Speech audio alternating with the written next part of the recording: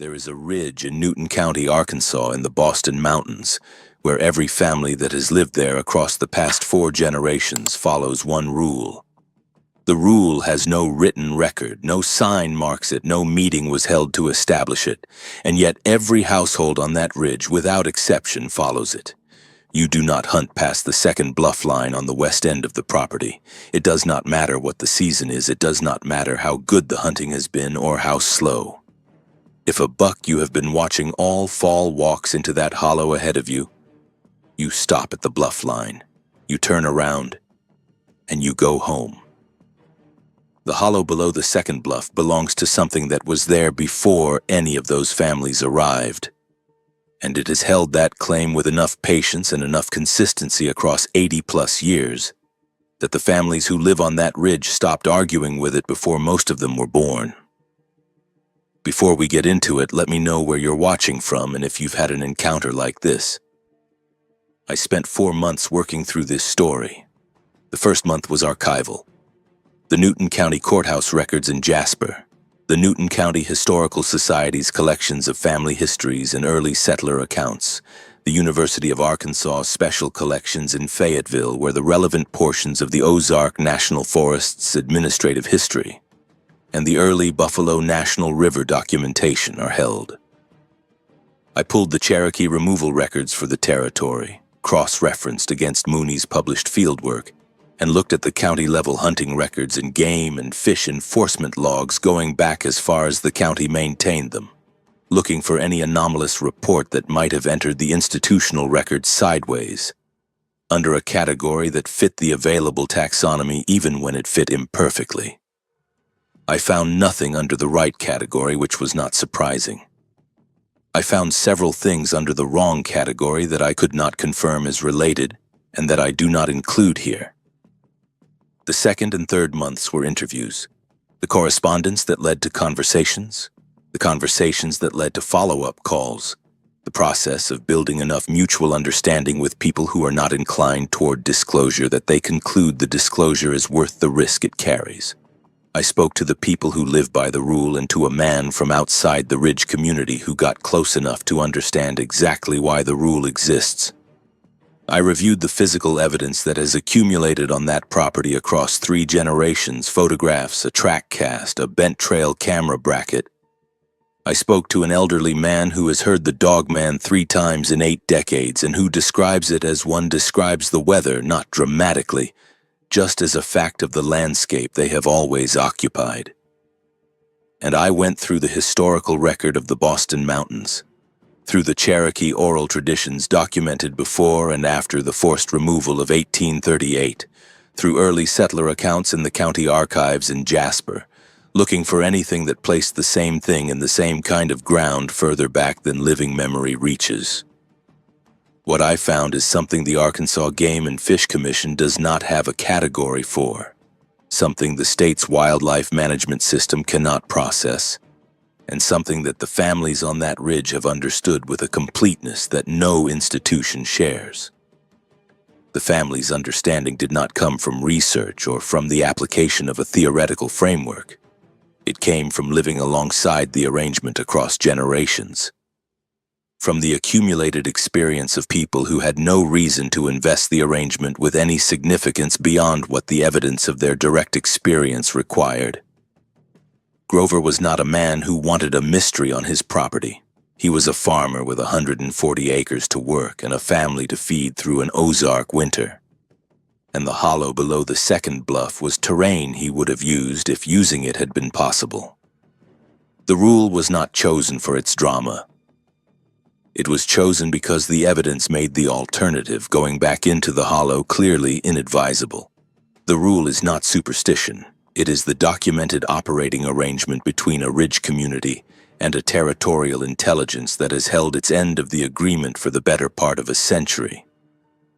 Newton County sits in the northwest corner of Arkansas, a county of 835 square miles with fewer than 8,000 residents spread across its full extent. The county seat is Jasper, a town of around 500 people at the junction of Arkansas Highways 7 and 446, down in one of the narrow flat stretches along the Little Buffalo River. There are no stoplights in Newton County. The roads that leave the river valleys climb immediately into terrain that is steep and heavily wooded, and once you get far enough from the main paved routes, largely without the markings of contemporary American life. No cell service, no broadband, no traffic noise. The county is what the Ozarks looked like before the tourist economy found them. And the people who live here in the backcountry farms and the ridgetop properties tend to be people who find that circumstance agreeable rather than limiting.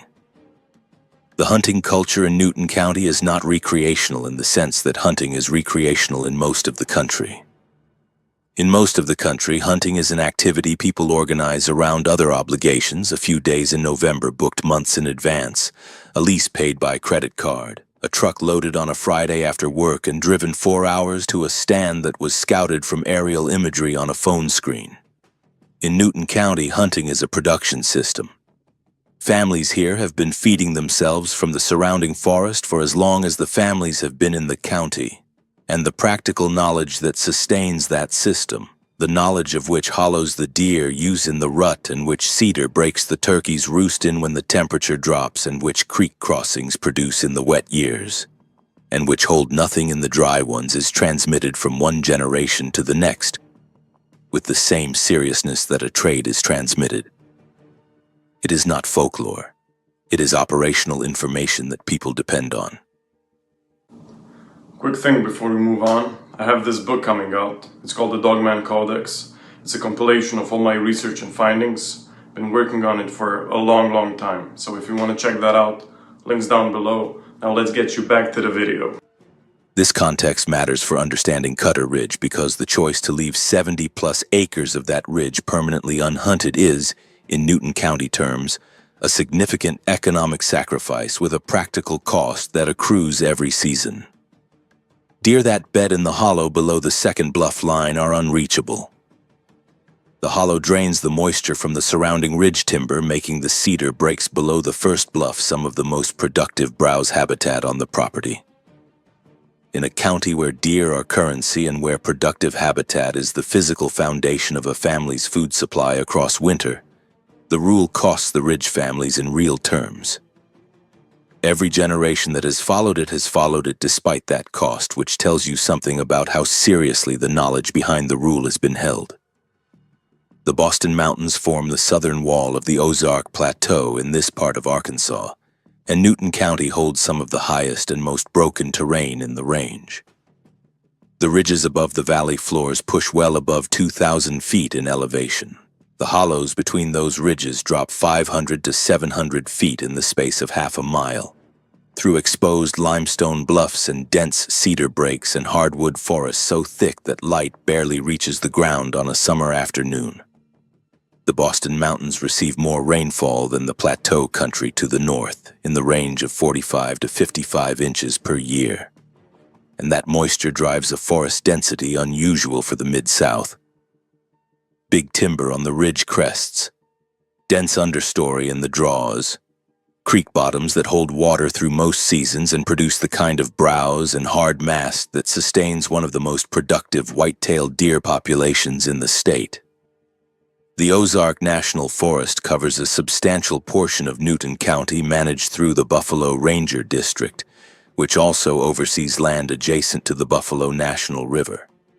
The forest in Newton County is not the heavily managed plantation-style timber production forest of the commercial South.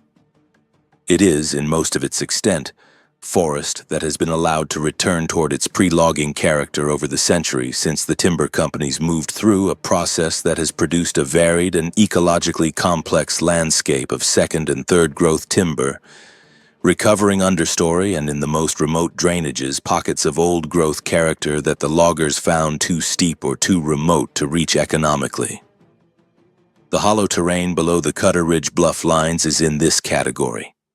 Too steep for equipment access, too remote from any road system to make the extraction cost-effective, and therefore largely untouched since the first settlers arrived. Whatever the hollow has been for the past 100 years, it has been without the regular human disturbance that most of the surrounding forest has absorbed. The Buffalo, designated in 1972 as the first national river in the United States, cuts east to west through the county, its limestone canyon dropping through 300 feet of sedimentary rock laid down in shallow seas 450 million years ago. The river corridor draws visitors every season, kayakers in spring when the water runs, hikers on the bluff-top trails year-round, photographers working the valley where the elk that were reintroduced to the Upper Buffalo watershed beginning in 1981 have established a herd that now numbers in the hundreds. The elk are a conservation story the county is proud of, and rightly so. But the Boston Mountain ridges above the river canyon are a different world from the managed visitor experience of the national river. Trails end. County roads go from pavement to gravel to dirt and sometimes just stop, turning into old logging tracks that the forest has been quietly reclaiming for 50 years. The Boxley Valley in northern Newton County is one of the few genuinely flat stretches in this terrain. A farming valley enclosed by Boston Mountain ridges on most sides and drained by the headwaters of the Buffalo River. Families have worked the Boxley bottomland since before the Civil War, running cattle, cutting hay, hunting the surrounding ridges with a consistency that has made this valley one of the most intact examples of traditional Ozark agricultural life still functioning in the state. On cold mornings in winter, you can stand on the county road and watch elk grazing among the cattle in the bottomland fields. The gray limestone bluffs rising behind them, and the whole scene looks like something that should not still be possible in this century. The ridge I am writing about is north and west of that valley. I drove it once in late October with Leland's permission to understand the physical approach before I spoke to any of the witnesses. A county road leaves Highway 21 and climbs through switchbacks to the ridgetop, gaining nearly 1,000 feet of elevation in a little over 2 miles. The ridge runs roughly east to west, with the south face dropping steeply toward a tributary of Big Creek, and the north face declining more gradually toward the upper drainage of the Little Buffalo. On the ridgetop itself, the tree line opens into field grass in places where the soil layer is thin over the bedrock, and the rock stays too close to the surface for timber to take hold. In October, those open stretches give a view south across the Boston Mountains that goes for 30 miles on a clear day, ridge after ridge in every shade of yellow and orange and the dark, permanent green of the cedar. The ridges stacked against each other as if folded under pressure from below, which geologically is exactly what happened. The approach to the west end of the ridge was not difficult in the sense of technical terrain. It was difficult in the manner of a place that does not want you. I am aware of how that sounds, and I report it as accurately as I can. There is a quality to the west end timber that changes somewhere past the halfway point of the ridge, a quality I cannot quantify or attribute to any specific sensory input, but that produced in me a consistent physical awareness of being somewhere I was not intended to be. The timber was the same oak and hickory mix with cedar in the draws and limestone ledge exposed where the slope angle was steep enough to shed soil. The light was the same October light. The ambient sound of wind and distant crows was unchanged, and yet the aggregate of the place past a certain point on the ridge felt different from the east half of the same terrain. I noted it and did not linger. Below the south face, in a hollow that cuts between 2 limestone bluff lines before flattening out at a spring-fed pool, is the territory the rule protects. That pool has been there since before any human memory on this ridge. The spring that feeds it surfaces through a fracture in the limestone near the base of the second bluff. The water is cold in every season, Leland told me, in the manner that water coming out of deep rock is always cold regardless of the season above it, drawing its temperature from the limestone formation rather than from the air.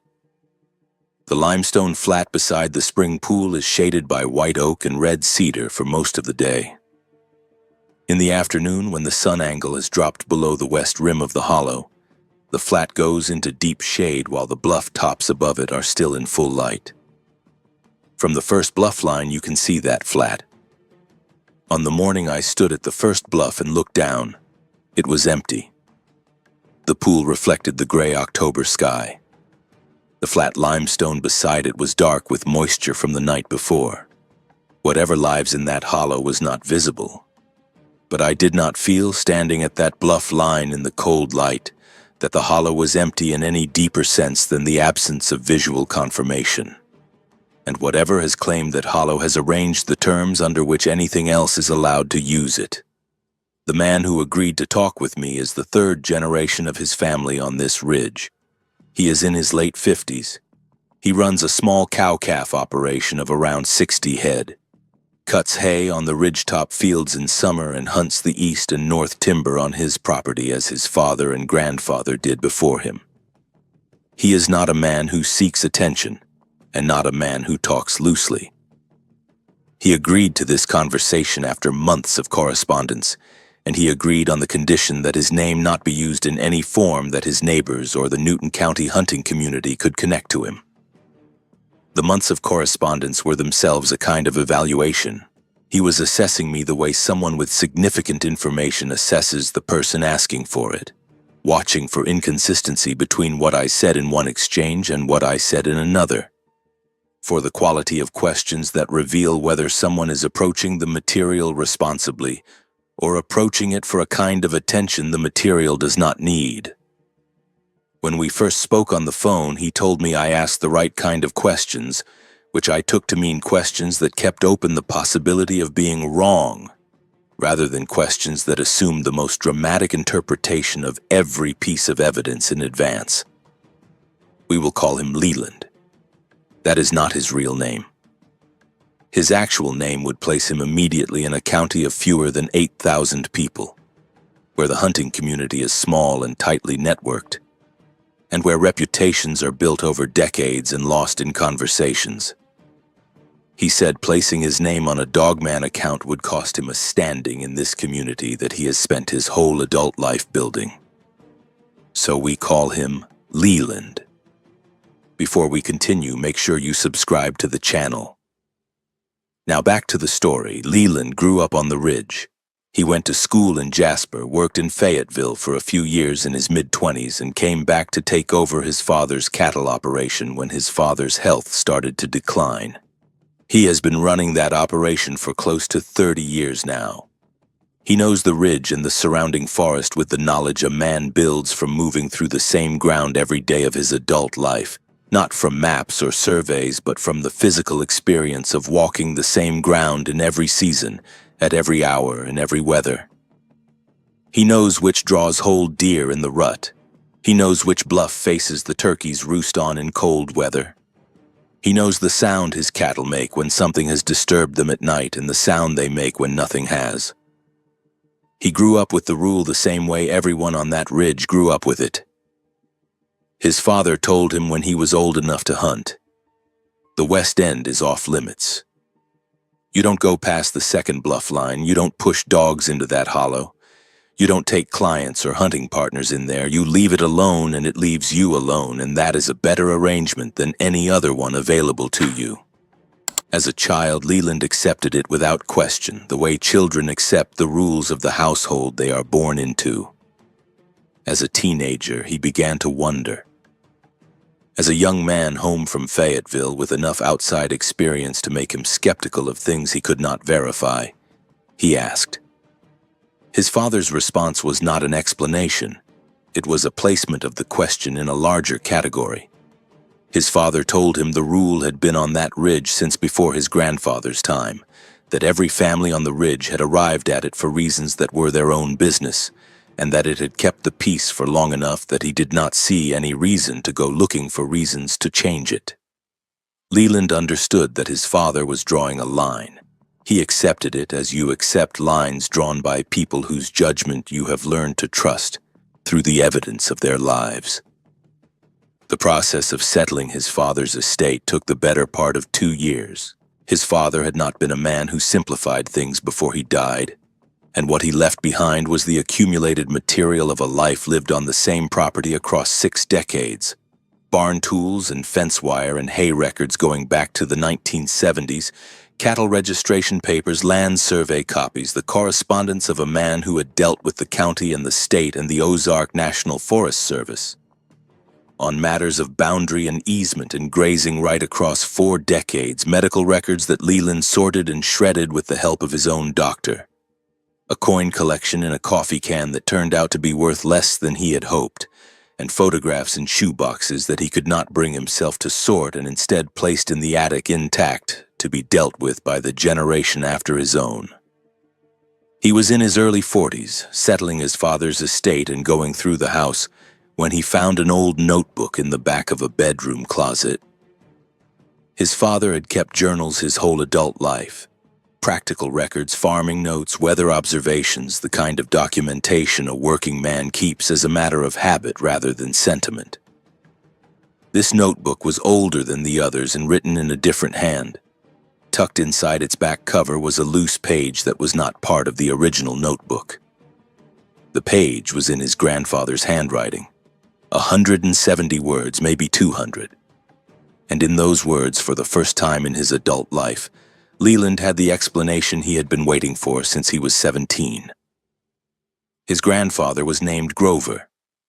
He appears in Leland's family history as a man of considerable competence and minimal sentiment, a Carroll County native who had grown up in the Ozarks during the years when the Boston Mountain Ridgeland was still being logged out by the big out-of-state timber companies, and when the cleared ground was either farmed or abandoned, depending on whether the family that took it had enough margin to survive the years before. The soil proved what it would give. Grover had that margin, barely. Grover had come to the ridge in the late 1920s buying land that had been logged out in the teens and abandoned by a family that could not make it pay after the timber companies moved on. He brought his wife and 2 young children. He was a farmer and a carpenter and a hunter who had grown up in Carroll County and knew Ozark country from the inside, from a lifetime spent within it, by the sound it makes before a storm, by the way deer move in the rut, by the particular silence of a forest that has gone wrong. He was, by every account his family kept of him, a practical man without a tendency toward drama. The notebook page records what happened in the fall of 1936, 8 years after Grover had settled on the ridge. He had been hunting the west end of the property since arriving, always stopping at the first bluff line out of a discomfort he described in the notebook as instinct he had not examined closely. It was the kind of instinct that hunters and woodsmen in that era did not discuss openly because the vocabulary for discussing it was not available to them. They were practical men of a practical culture, and they trusted physical sensation as information as you trust the sensation of loose footing before you look down to confirm it. Grover's language in the notebook was not dramatic. He wrote that the West End felt wrong in the particular way that a room feels wrong when you enter it and the person inside goes quiet. A social quality.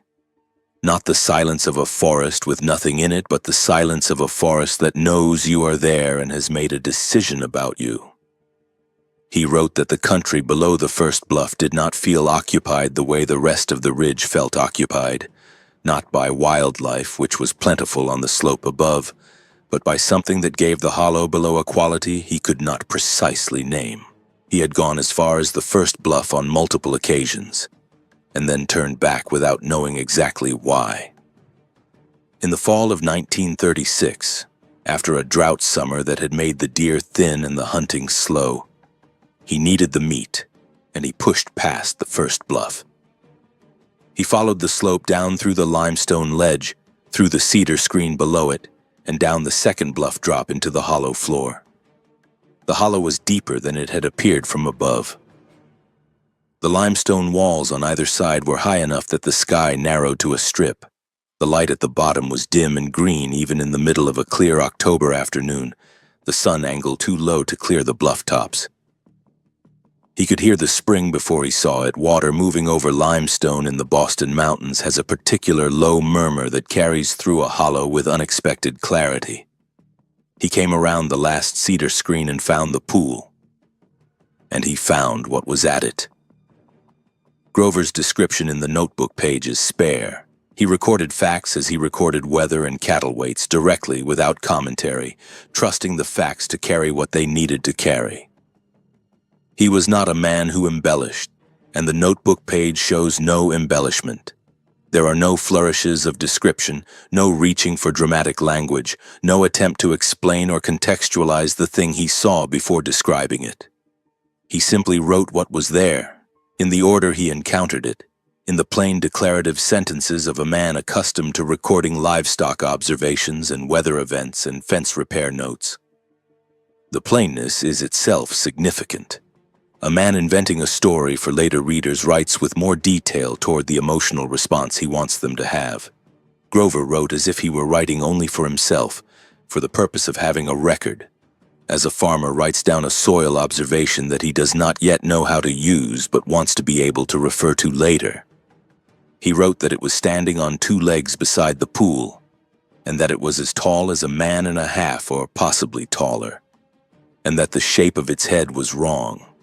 He wrote that the head was like the head of a large dog but scaled to something much heavier and set on a neck and shoulders that belonged to a being of substantial mass.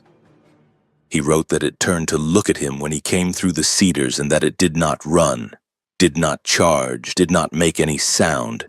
He wrote that it regarded him in the manner of a landowner looking at a trespasser, patient, settled, waiting to see what he would do.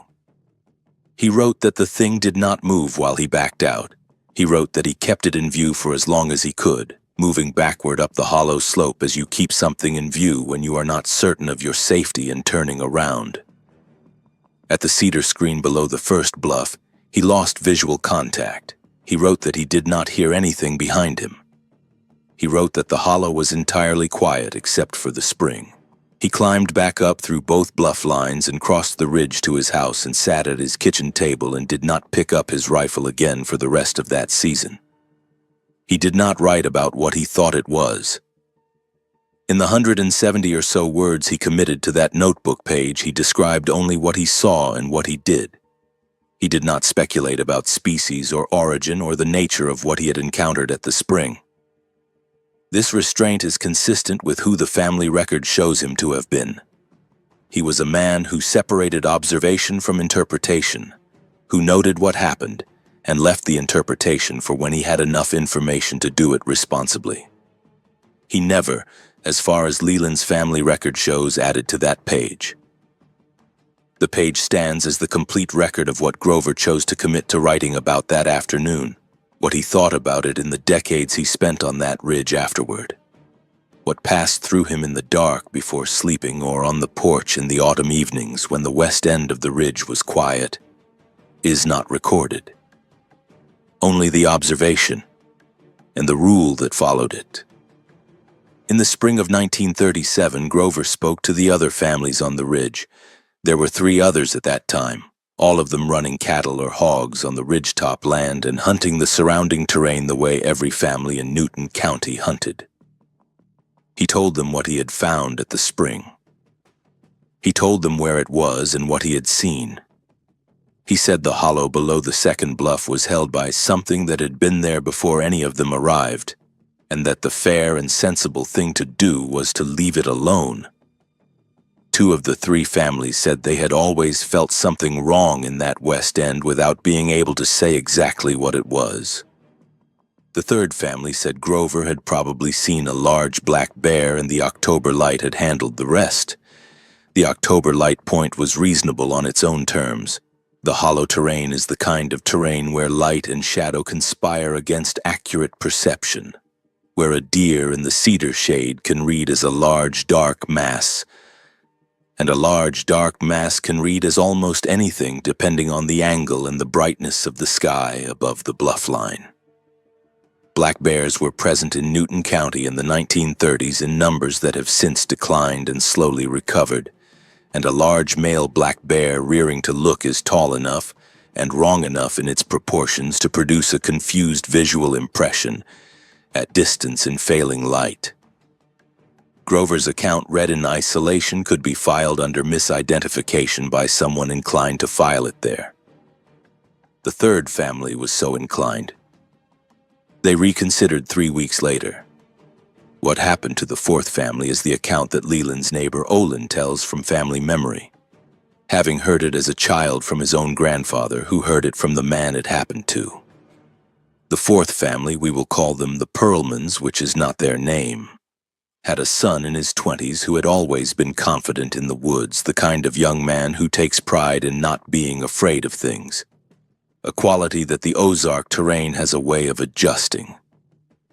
This son, Wyatt, decided that what Grover had seen in the hollow was a bear, and that his neighbors were going to cost themselves good hunting ground over a frightened man's misidentification.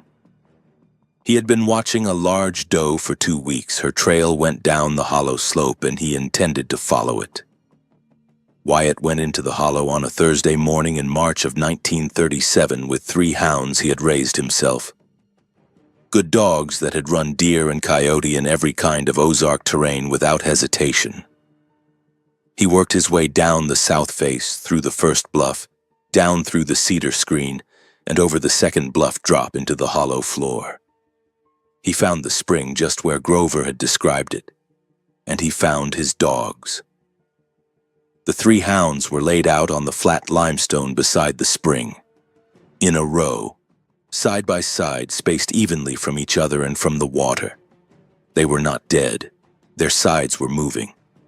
But they were not conscious. They lay with their legs straight and their eyes open, and they did not respond to Wyatt's voice or to his hand on their flanks. He checked each one.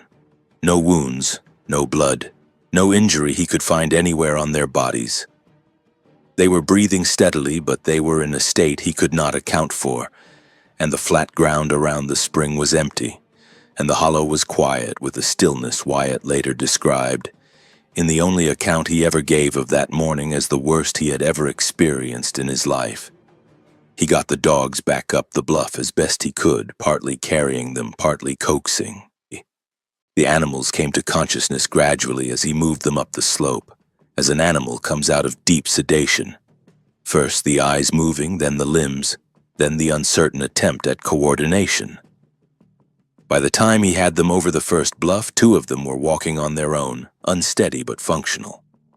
They did not want to go back down the slope. He did not push them. He got them back to the farm in the bed of his truck and gave them water and watched them through the evening. 2 of them recovered fully by evening. The third never hunted again. Something had broken in it that no vet could identify. It spent its remaining years on the porch and died there without having run in the field again. Wyatt never said publicly what he believed had happened in the hollow. He followed the rule for the rest of his life, and his family has followed it since. The Pearlman property has changed hands twice since Wyatt's time. Both times, the family selling made the rule explicit to the buyer, not in the paperwork, not as a legal covenant, but in conversation, the way knowledge that matters in a small community gets transmitted between people who understand each other. Every owner of that land since 1937 has followed the rule. Leland said the only time he has seen it not followed was a period of about 2 years in the late 1980s when the property went through an estate dispute and was temporarily managed by a party from out of the area who had not received the full account. During those 2 years, the west end of the property was hunted once by a group the out-of-area party brought in from northwest Arkansas. Leland heard the shots from his ridge and knew immediately what had happened. He spoke to the out-of-area party the following week and gave the account as completely as he could without naming names or places that would identify the specific witness records. The out-of-area party listened and acknowledged the information, and that he would pass it along. The estate dispute resolved within the year. The next owner received the full account and has followed the rule without exception since. Leland does not know what happened to the hunting party who went into the West End during those 2 years. They came in loud and left quiet, and he did not ask. The current owners, a family who moved from out of the county and have been there about 15 years now, were told the rule at the closing.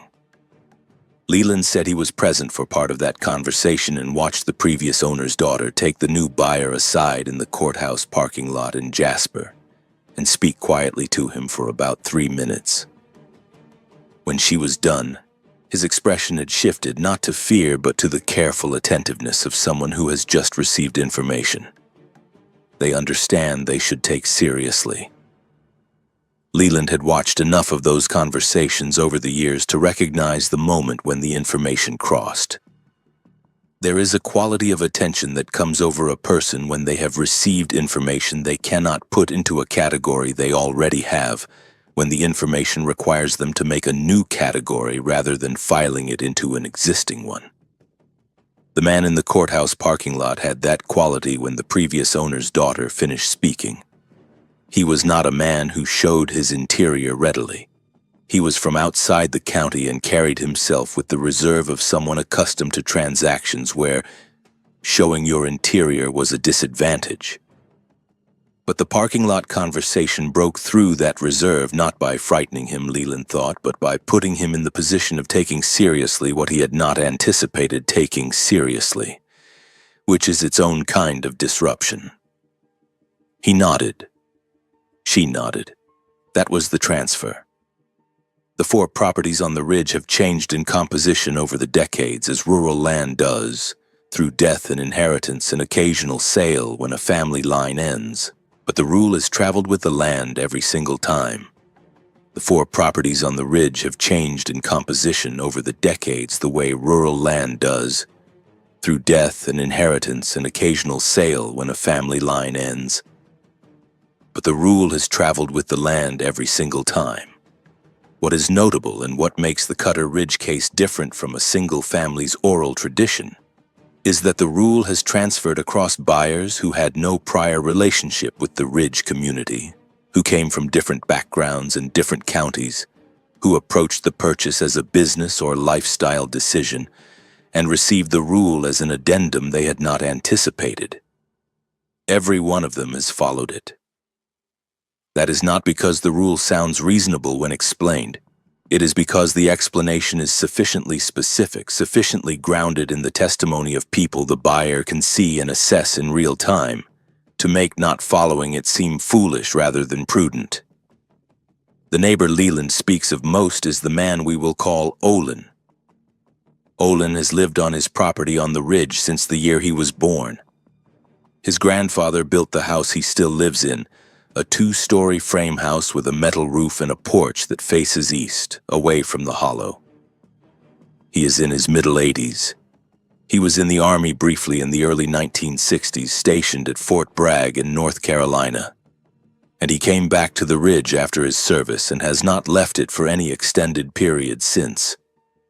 He is sharp-minded and slightly suspicious of anyone he does not already know, a quality that most people in isolated rural communities develop over time as a reasonable adaptation to the social landscape they inhabit.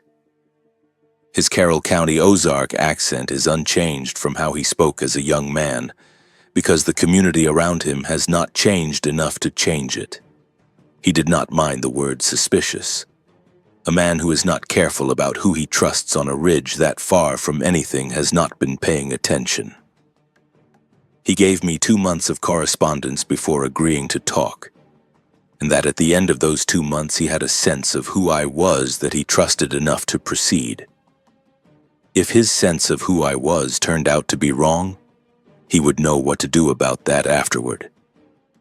I took this as a statement of fact rather than a threat, and I believe it was intended that way. He agreed to speak with me on the condition that nothing in his account be specific enough for his neighbors to identify him. He had spent his entire life not having trouble with what lived in that hollow and had no intention of inviting it at his age. He would tell me what he knew because he thought it was worth being known, but the telling had to be handled carefully. He agreed to speak with me on the condition that nothing in his account be specific enough for his neighbors to identify him. He had spent his entire life not having trouble with what lived in that hollow and had no intention of inviting it at his age. He would tell me what he knew because he thought it was worth being known, but that the telling had to be handled carefully, and he trusted me to handle it that way. Olin's grandfather knew Grover. They were contemporaries on the ridge and participants in the same small social world that the Ridge families formed across the early and middle decades of the last century. Ridge communities in that era were more socially cohesive than they would later become. not because people were more sociable by nature, but because the practical demands of farming and logging and road maintenance in rough terrain required cooperation that the post-war agricultural economy would eventually make unnecessary. You needed your neighbors in ways that went beyond preference. A man who fell and broke a leg clearing his timber had neighbors who finished the clearing. A family whose barn burned in December had neighbors who helped them house the cattle through winter. The reciprocity was not sentimental. It was structural, built into the economics of the place, and it produced a social closeness and a level of mutual knowledge that people who grew up in that era tend to describe when they get old enough to understand what they had, with a mixture of pride and grief. Olin's grandfather was not, as far as the family record shows, one of the 3 families Grover consulted in the spring of 1937. He came to his understanding of the Hollow through his own experience, before Grover made his account known, and that experience is the first of 3 events Olin describes from 8 decades on the ridge. Olin said his grandfather had a word for what lived in the Hollow that was not in English. He could not reproduce it for me and was not sure he should try.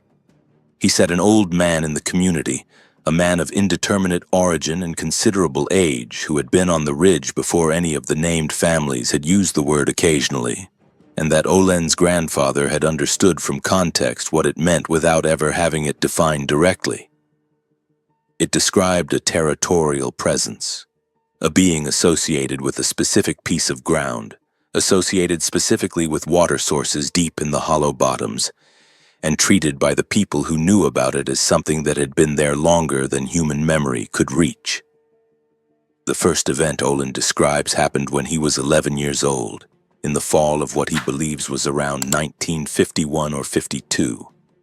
He was sitting on his grandfather's porch after dark, the way children in that country used to sit on porches after dark in the years before television made the inside of the house more appealing than the outside. His grandfather was in the rocking chair. The night was clear and cold, and the ridge was quiet in the way it gets in October when the leaves are mostly down and the wind can move through without resistance. Then the Hollow started making a sound, even at 11 years old, sitting on his grandfather's porch in the dark of an October evening. Olin knew the sounds the ridge made at night. He had been hearing them his whole life. He knew the sound of the screech owls that worked the hollow edges from September through March. Their long descending wail that sounds to people who grew up in cities disturbingly human, and that sounds to people who grew up in places where screech owls are common, like exactly and only itself. He knew the sound of coyotes working the ridge in sequences, the single locating bark, the answering calls from other points, the group howl that would sometimes build for 30 seconds and then cut off as suddenly as it had started, leaving the ridge in a silence that always felt more complete after the noise than before it. He knew the great horned owls on the north face and the sound of a white-tailed buck in the rut pushing through brush on the ridge margin. He knew what the wind did in the cedar and what it did in the hardwoods and the difference between the two. He had, at 11, a catalog of night sounds large enough that he could sit on that porch and identify most of what he heard without thinking about it. He could not describe it precisely, and he said he would not try because any description he gave would flatten it into more familiar territory than it actually occupied. He said it was low. He said it came in long sequences separated by silence, each sequence slightly different from the one before it in ways that sounded organized, patterned, rather than random, the way speech is patterned rather than the way a coyote's call is patterned. He said it carried across the ridge without diminishing, which is not how sound normally behaves in forested terrain at distance. He said it did not sound like anything he has been able to identify in the 70 years since. His grandfather stood up from the rocking chair when it started, went inside without a word, came back with a bolt-action rifle and sat back down with the rifle across his knees and said nothing for as long as the sound continued, which was close to 20 minutes. When it stopped, the grandfather sat for another 10 minutes in silence, the rifle still in his lap, looking toward the west end of the ridge. Then he set the rifle inside the door and sat back down and rocked and eventually said, "It's letting us know it's there. It does that sometimes." That was the complete statement. Everything his grandfather said that night about the sound from the hollow. 11 words. Olin had been expecting more. He had been expecting the kind of explanation that adults give children when a frightening thing has happened and the adult wants to reassure and contextualize. His grandfather gave none of that. What he gave instead was a description of the sound's communicative function and an implicit instruction about how to receive it. You sit and you listen and you wait until it is done. You do not run. You do not shout back. You do not retreat to the house and lock the door. You sit in the chair with the rifle across your knees, and you give the message the attention it is asking for because the message is not a threat. It is a report. The grandfather understood that distinction and communicated it in those 11 words as clearly as it can be communicated. It lets us know it's there. It does that sometimes. Olin said he has thought about that sentence for 70 years, and the longer he has thought about it, the more information he finds in it. The creature was communicating. That was the grandfather's understanding. Not vocalizing in the way an animal vocalizes to establish a territorial claim or locate a mate, but communicating, sending a message to the occupied ridge above its hollow that it was still present and that the arrangement was still in effect. The grandfather's response was not fear. It was the same measured attentiveness you would bring to a neighbor who called out from across the fence line. Acknowledgement, patience, and the willingness to wait until the message was complete. The rifle was for contingencies. The sitting was for the understanding that what was happening in the hollow was not a threat. It was a report. Olin heard the hollow for a second time in his mid-30s in the fall of 1973. He was alone on the ridge that night, his wife and Jasper with her sister, his children young enough to be asleep early.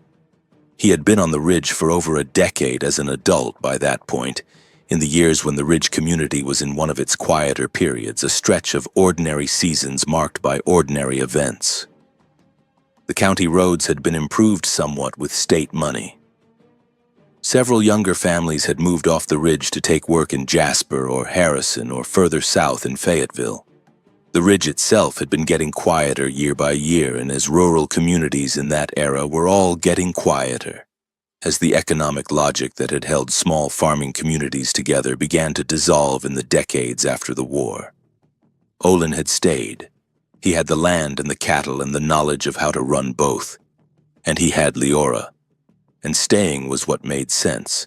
He was not a man who grieved the departure of the modern world from his particular ridge, but he noticed the silence it left. He was on the porch after supper when the hollow began again. This second event was longer than what he remembered from his childhood and more internally organized.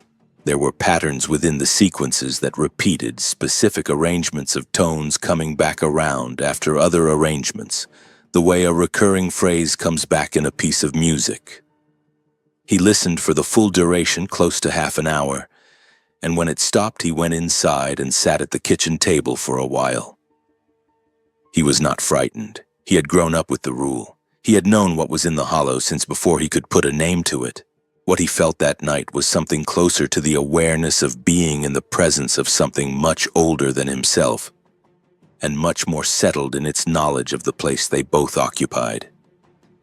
It was like sitting in a room with someone who has lived in the same house for 100 years, and who does not need to explain anything to you because everything about the house already explains it. The third time was in the fall of 2008. He was 68. His wife Leora was inside the house. He was finishing late work in his barn, a clear October night, the kind the Boston mountains produce in autumn when the air off the high ridges carries no warmth at all and goes straight through you. He heard the hollow start. He set down his tools and walked to the barn door and stood in the opening and listened. This time was different from the other two, and the difference was in the location of the sound. The previous times it had come from somewhere deep in the hollow, from the lower ground near the spring, audible but distant. This time it was closer. It was on the hollow side of the first bluff, at the boundary rather than from the interior, as if whatever was making it had moved to the edge of its territory and was making its announcement from there. He stood in the barn door for the full duration and said nothing. The barn had its own sounds, the cattle shifting in their stalls, the particular creak of old timber under the temperature change that comes after midnight in an Ozark October, the drip of water from the barn roof's edge onto the packed earth outside. All of those sounds were still present. He could hear them. But they were present as individual instruments are present underneath a chord that is louder and fuller than any of them separately. The hollows sound large enough to contain the smaller sounds without eliminating them. He stood in that containment for the full duration. When it stopped, the silence that followed was, in his words, the most complete silence he had ever experienced in 80-plus years on that ridge. He went inside and told Leora. In over 50 years of marriage, it was the first time he had told her about what the hollow's voice sounded like, and he told her because he was not entirely certain that night that what had moved to the bluff line was going to stay there. It stayed there. Nothing came above the second bluff. The following morning, he walked the boundary at the first bluff and found nothing he could photograph. He went back to work, but he told me that from 2008 on, he pays attention to where the sound originates when it comes, and to which direction it seems to be orienting. The third time, it felt less like an announcement and more like an inventory, like something taking stock of what was on the ridge and confirming that the accounting was current. Leland had placed his first trail camera in the hollow in the fall of 2012. He was in his early 50s. His son Cody had pushed him toward it after coming back to the ridge for a few weeks before returning to Fayetteville, where he was working construction management. Cody had grown up with the rule. He had been told there was something in the hollow but had never been given a complete account. He read his great-grandfather Grover's notebook page and sat with it, and then asked Leland directly, "Can we put a camera in and find out what is actually there?" "Maybe it was a large bear," he said. "Maybe it was a wolf hybrid that had moved into the territory." The family had been treating 70 acres of its own property as permanently off-limits based on an old man's handwritten account from the Depression era, and a few incidents since then, and he wanted to know if the restriction was still warranted. Leland thought about it for about a week. The argument was reasonable. A trail camera was not a hunt. It required no person to enter the hollow. You positioned the camera, you left it, you pulled the card. If the footage showed nothing unusual, if the hollow turned out to be ordinary habitat that the family had been unnecessarily avoiding for 8 decades, better to know that. He agreed to one camera, one placement, one cycle. He chose a tree on the slope just inside the first bluff drop. A large white oak on a line that gave the lens a clear field of view down toward the hollow floor and the spring. He mounted the camera at chest height, adjusted the angle, and walked back to the ridge. The camera had a motion sensor, an infrared emitter, a 2-week battery, and a 16-gigabyte card. He left it on a Friday evening in October. On the 12th day, he went back to retrieve the card. The camera was still on the tree. The housing appeared intact. The card was in the slot. But the camera was no longer aimed at the slope. It was pointed upward at the underside of the oak's canopy, the lens looking into the leaves 40 feet above. The mounting bracket, a steel plate with a strap tightened by a thumb screw, was bent. The steel had been deformed upward, the bracket pushed in a direction that would require significant force applied from below to the camera body. The strap was scuffed on its inner surface in a way consistent with being gripped by something hard enough to leave marks on hardened metal. He brought the card back to the house and reviewed the footage on his laptop. Most of the 12 nights showed ordinary wildlife, deer moving through at various hours, a raccoon spending time at the base of the camera tree, a black bear crossing the frame on the second night, heading toward the hollow floor unhurried. Standard Boston Mountain wildlife, the same species his other cameras across the ridge timber captured regularly.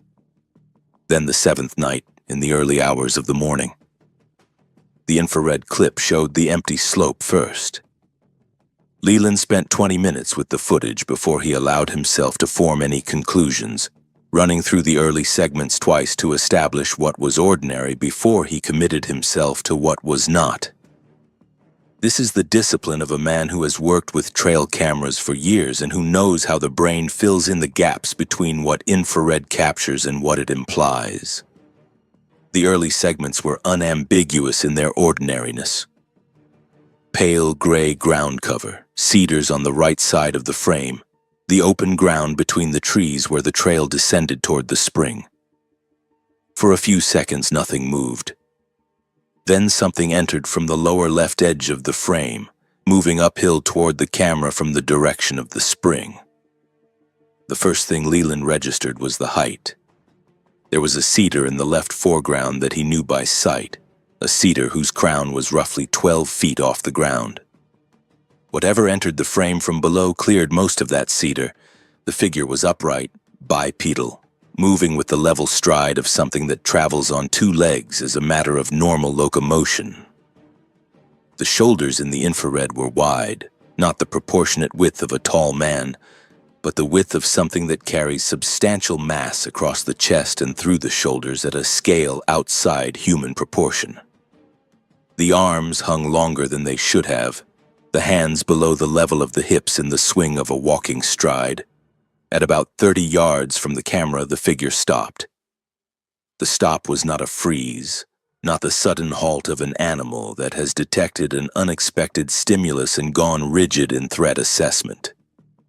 It was the stop of something that had decided to stop, a voluntary deceleration to stillness, as someone stops walking when they have arrived where they intended to arrive. It turned toward the lens. Leland said that on his first viewing he could see 2 points of amber light reflecting the infrared emitter, the eye shine of a large nocturnal predator. Then the head tilted, a few degrees to the right. That tilt was the moment the clip shifted from frightening to a territory he could not place in any category he had available.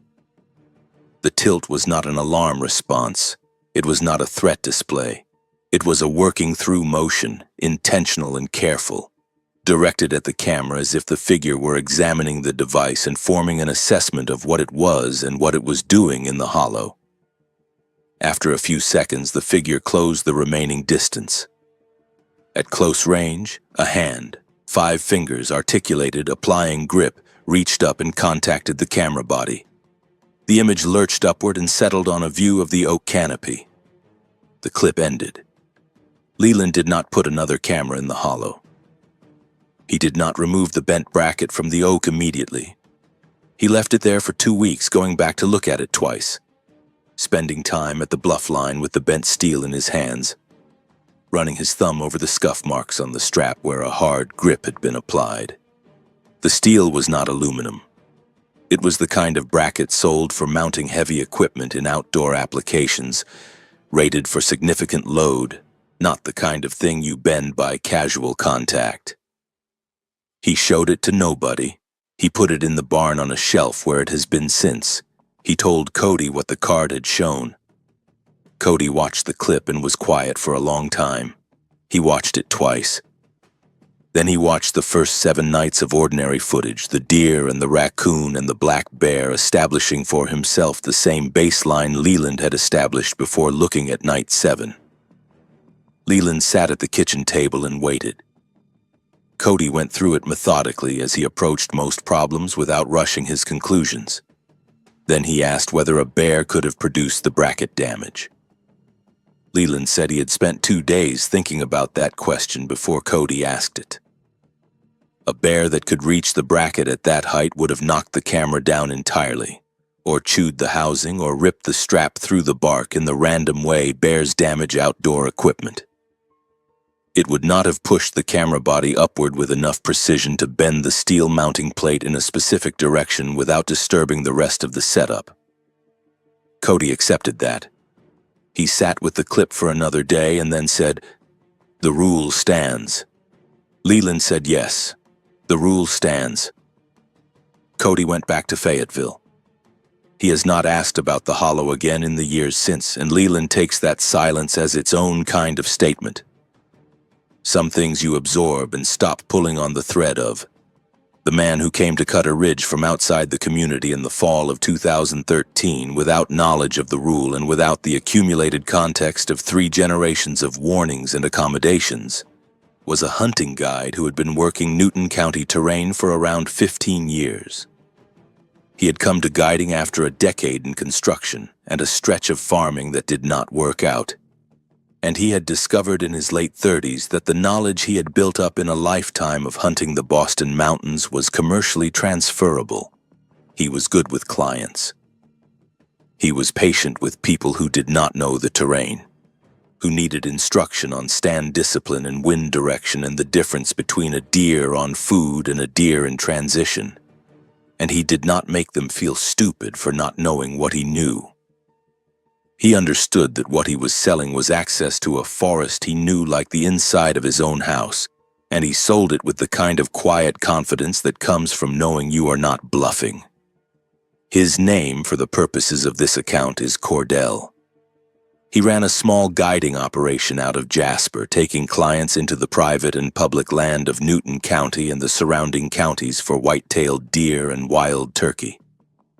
He was good at his work. He knew the land, knew deer behavior in Boston mountain terrain specifically, and had a reputation for producing animals for his clients.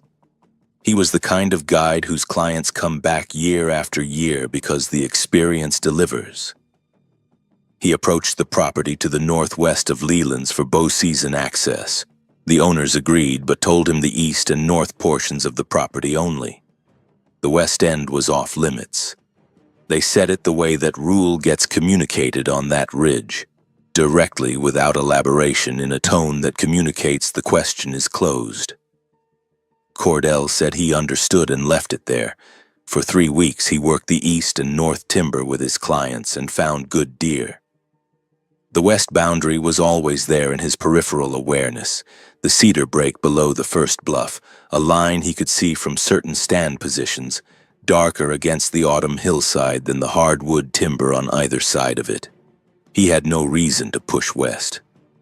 Then one of his clients, a businessman from Little Rock who had been hunting the Ozarks for nearly a decade and who held his own judgment in high regard, hit a buck that ran south across the ridge and over the west edge and into the hollow. The client tracked the blood trail. It went over the ridge and into the cedar and over the first bluff. He wanted to follow it. In Arkansas, a hunter who mortally wounds an animal has a legal and ethical obligation to attempt retrieval, and the client knew this and used it. He said he was not leaving his deer. Cordell told him they needed permission. The client said the deer would be beyond recovery by the time they got permission. Cordell got enough cell signal on the high point of the ridge to call the property owners. He explained the situation. There was a pause, and then the owner said they could go to the first bluff line and look, but that Cordell should not take his client below that line under any circumstances. Not in any situation. He was very clear about that last part. Cordell and his client walked to the first bluff. The blood trail continued over the edge and down the slope. Cordell glassed the terrain below from the bluff top before stepping any further. This was habit for him, developed over 15 years of guiding in country where you could be 100 yards from a wounded buck and not see it until it moved. He glassed methodically, left to right, working from the near slope down to the hollow floor.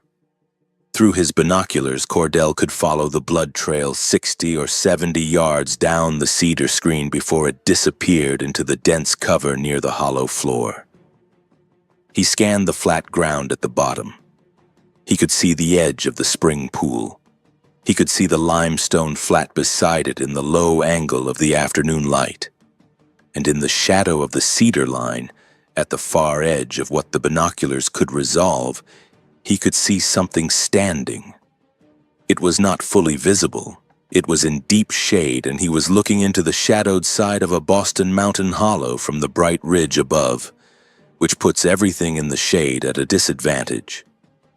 He had encountered this optical problem before many times, glassing for deer in the shadow of a ridge face from an elevated position in full afternoon sun. The iris adjustment required is significant and slow, and detail in the shade resolves gradually rather than immediately. He held the binoculars steady and gave his eyes time to work. But the shape was there. Upright, too tall for a deer, too wide at the shoulder for a bear rearing to look. The head, and this was the detail he was most certain of, because the head was in the clearest relative light, was wrong. The profile of the head was canine, not the round skull of a bear, an elongated muzzle projecting forward from a skull that was too large, with the silhouette of ears standing upright from the crown. It was looking at them. He could not confirm eyes at that distance and in that light, but the angle of the head was directly toward the bluff line where he and his client were standing. It had known they were there. It had been in the cedar shade watching them come to the bluff while they were still tracking the blood trail on the open ridge above. Cordell told his client the deer had not made it, that the blood trail had gone cold, and that they were leaving. His client argued for several minutes. Cordell did not change his position. He used the voice that meant discussions were finished. The voice clients quickly learned meant what it said. He and his client walked back to the truck and drove down the ridge to the county highway, and neither of them said much on the drive back to Jasper. I spoke to Cordell on the phone for close to an hour. We spoke on a Tuesday afternoon in November, and I could hear wind in whatever trees were outside wherever he was and the occasional sound of a dog settling in a bed somewhere in the room. He had moved his guiding operation to the Ouachita Mountains in Polk County by then, working terrain south of Mena, and had added taxidermy work to supplement his income. The Ouachita country was good country, he said, different from the Boston Mountains in character, lower and broader and with a different timber mix but productive. He had learned it in the years since he left Newton County with the same methodical patience he had applied to the Boston Mountains. He was doing all right. He meant it in the practical sense, enough work and enough money in a manageable situation rather than the emotional sense. He missed the Boston Mountain deer country. It was the best whitetail habitat in the state, he said, and he would go back tomorrow if not for what he had seen through those binoculars. Some things get duller with years and some get clearer, and what he had seen through the binoculars on that bluff line had gotten clearer, not duller, in the years since. The sharpness had not decreased. The figure in the cedar shade was as precise in his memory as it had been in the moment. The head profile distinct against the lighter limestone of the hollow wall behind it. The stillness that was not the stillness of an animal waiting but of an intelligence that had already decided what to do and was waiting for the other parties to reach the same conclusion.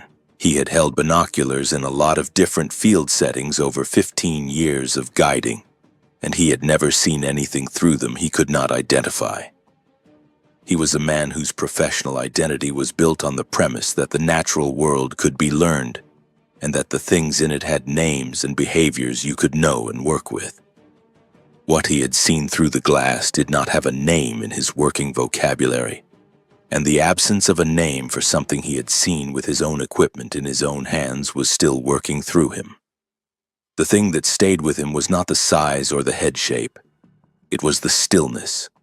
The figure in the shade had been motionless for the entire time he had his binoculars on it, 3 or 4 minutes without altering its position or its attention once. It stood there with the patient stillness of an entity that had nothing to fear from their presence at the bluff line. That understood the bluff line represented a boundary they would not cross, and that was waiting for them to confirm that understanding and leave. The word that came to him on the drive back to Jasper was not monster, not predator. The word that came to him on the drive back to Jasper was not monster, not predator.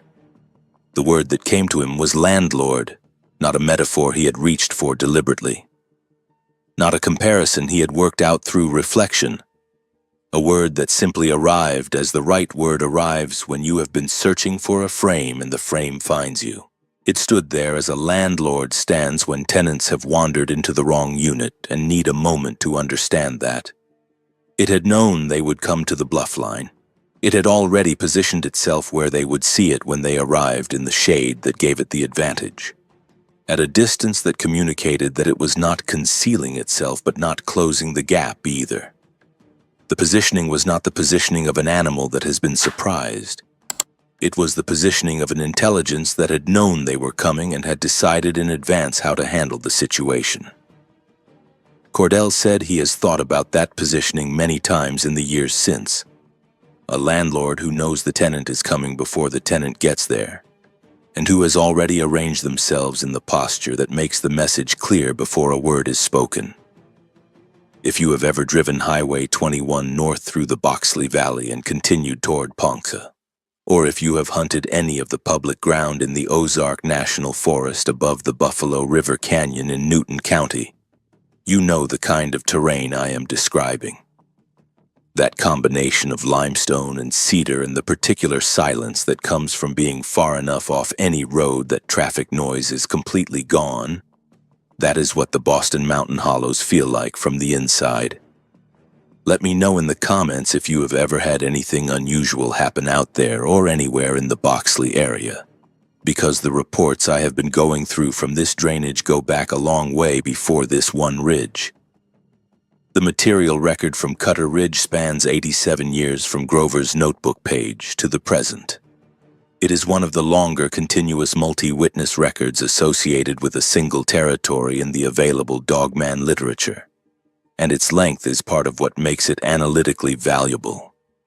A record that extends across 9 decades and multiple families in both first-person witnesses and transmitted family accounts is not susceptible to the explanations that work for shorter records. A single witness's account can be attributed to misidentification or stress or the distortions of memory across time. A family's transmitted account can be attributed to how oral traditions accumulate embellishment and shorten toward narrative convenience. A community tradition that spans 4 unrelated households and transfers across property sales to buyers with no prior knowledge of it is harder to reduce to any of these.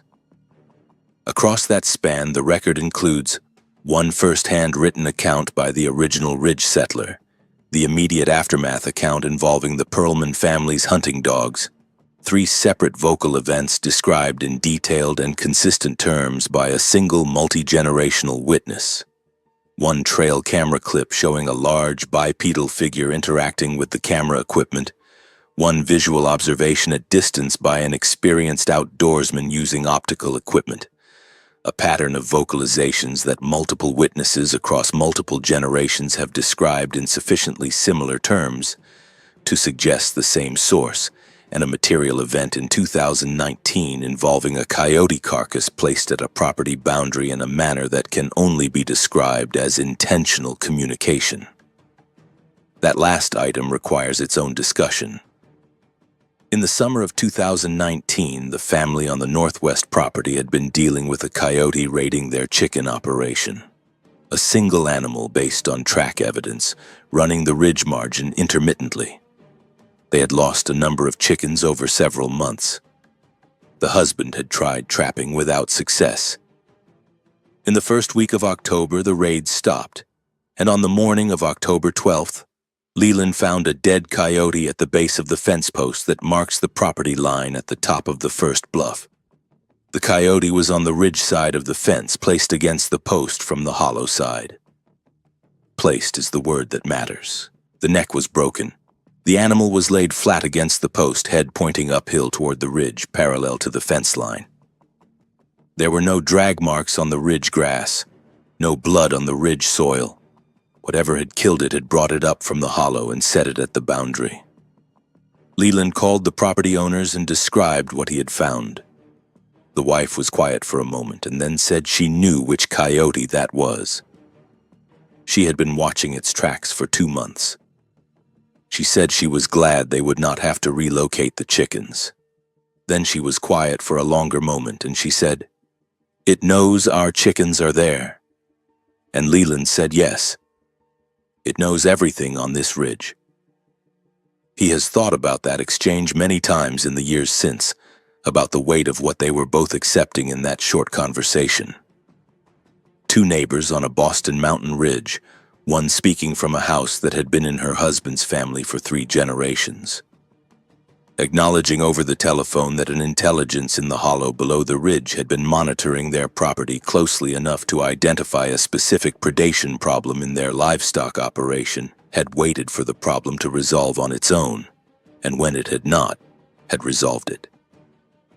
Not as an act of charity or goodwill in any human legible emotional sense, as a maintenance of the relationship, as the kind of neighbor management that any landowner performs when a stray dog from a neighboring property has been in the field. You deal with it because your neighbor's problem is adjacent to your territory, and because the arrangement you share with your neighbor requires a functioning baseline on both sides of the line.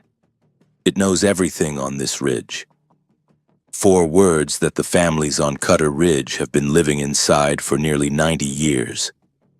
Whether or not any of them would have chosen that phrasing before that particular October morning. The territorial intelligence demonstrated by that single event is more significant than any of the dramatic encounter material. The trail camera clip shows a large bipedal figure with canine anatomy interacting with technology in a manner consistent with curiosity and problem solving. The track circuit at the stock pond implies spatial familiarity with the ridge properties at a level of detail that goes beyond occasional passage. The vocal events Olin describes across 8 decades suggest ongoing communication directed at the ridge community with a consistency that implies the relationship is maintained actively rather than passively. All of these are significant. But the coyote at the fence post is different in kind from all of them, because it shows the dogman not simply responding to the Ridge family's actions, but initiating an action on their behalf without having been asked and without any communication between the parties that preceded it. The dogman in the Cutter Ridge Hollow is not simply occupying a piece of ground and tolerating the presence of humans nearby. It is maintaining the shared boundary as an active participant. It monitors the ridge above its territory. It is aware of what lives there, the cattle, the chickens, the people, the dogs. It knows which animals belong to the Ridge families and which do not. It removed a problem from the Ridge family's space and communicated that removal through a placement that was unambiguous in its meaning. The coyote was delivered to the boundary, ridge side, against the post in a posture that made clear it had been brought there deliberately. The message was not a threat. The message was, I took care of this. The arrangement holds. That kind of bilateral awareness maintained across decades of proximity without a single incident of violence directed at any person or any piece of ridge livestock implies a level of social cognition that puts the Cutter Ridge dogman outside any behavioral model developed for known North American predators. Social cognition in the biological literature refers to the cognitive processes that allow an individual to understand and respond to the mental states and intentions of others and to maintain stable social arrangements across time. It includes the capacity to attribute goals and beliefs to other individuals, to predict their behavior based on those attributed states, and to maintain a relationship with a neighboring party across months and years, and the turnover of personnel that comes with generational change. In its most developed forms, it includes the ability to understand what another party needs, to act on their behalf without being asked, and to communicate that action through a chosen gesture, a placement, a sign at the boundary that the other party will recognize and correctly interpret. The coyote at the fence post requires all of those capacities in the party that placed it. Wolves understand territorial boundaries shared with other packs. Bears show sophisticated spatial memory. Coyotes learn human routines with remarkable speed. But none of these species has been documented to maintain a decades-long bilateral territorial arrangement with a neighboring human community that includes intentional communication across the shared boundary, monitoring of the neighbor's livestock situation, and management of predator conflicts that threaten the neighbor's animals. What the Cutter Ridge record describes is something operating at a different cognitive level than any of these. Something that is thinking about the relationship with the Ridge families, not merely tolerating them. What I keep returning to in the Cutter Ridge material is the temporal span of the consistency. Individual encounters showing restraint are documented in dozens of cases across the Great Lakes and Appalachian DOGMAN records. A single encounter in which a creature warns rather than attacks and then allows the human to leave is striking on its own terms. What the Cutter Ridge record contains is not that. It contains nearly 90 years of interactions across varying personnel, varying circumstances, varying seasons and decades, and the substantial social and technological changes that have occurred in Newton County across that span. And the behavioral signature across all of it has not shifted. The behavioral pattern holds across every incident in the record. When Grover backed out of the hollow in 1936, the dogman let him leave. When Wyatt's dogs came in 1937, they were subdued but not killed. A warning calibrated to be clear without being permanent. When Leland's trail camera appeared in the hollow in 2012, the camera was examined and redirected but not destroyed. The equipment was on the ground intact with the card in the slot, not smashed. When Cordell stood at the first bluff line in 2013 with binoculars, the dogman stood in the shade and watched and did not advance. When the raiding coyote appeared in 2019, the problem was resolved without anyone on the ridge being told to do anything, and the resolution was communicated through placement. Every response across nearly 90 years has been proportionate to the specific situation, minimally intrusive to the Ridge families and non-escalating toward violence. That consistency across time and across the varying situations that 9 decades of shared proximity produces is not instinct. It is consistent long-term strategic behavior. The Boston Mountains were Cherokee hunting territory for centuries before European contact. Before the Cherokee moved into the Arkansas Ozarks, the Boston Mountains and the surrounding territory were part of the broader range of the Osage Nation, a people whose territory in the 18th century covered an enormous swath of what is now Arkansas, Oklahoma, and Missouri.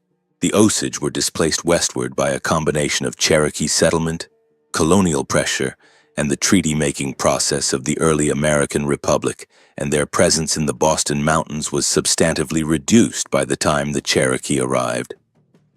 But the Osage oral tradition, as documented by historians and anthropologists working in the late 19th and early 20th centuries, contains its own body of knowledge about the beings that inhabited specific pieces of ground in this region. Knowledge organized around a different spiritual and taxonomic framework than the Cherokee tradition, but arriving at overlapping practical conclusions about which kinds of places required particular respect and what the response to an encounter at those places should be. The Osage wolf medicine tradition, which associated specific spiritual power with beings that combined wolf and human attributes, was among the elements of Osage culture that survived removal and colonization into the 20th century, and was recorded by ethnographers who worked in Osage communities in Oklahoma in the decades after the turn of the century. The Western Cherokee, often called the Old Settlers, the group that relocated voluntarily to Arkansas in the years following the 1794 Treaty of Tellico before the forced removal, hunted the upper Buffalo watershed and the ridges of the Boston Mountains through the first decades of the 19th century.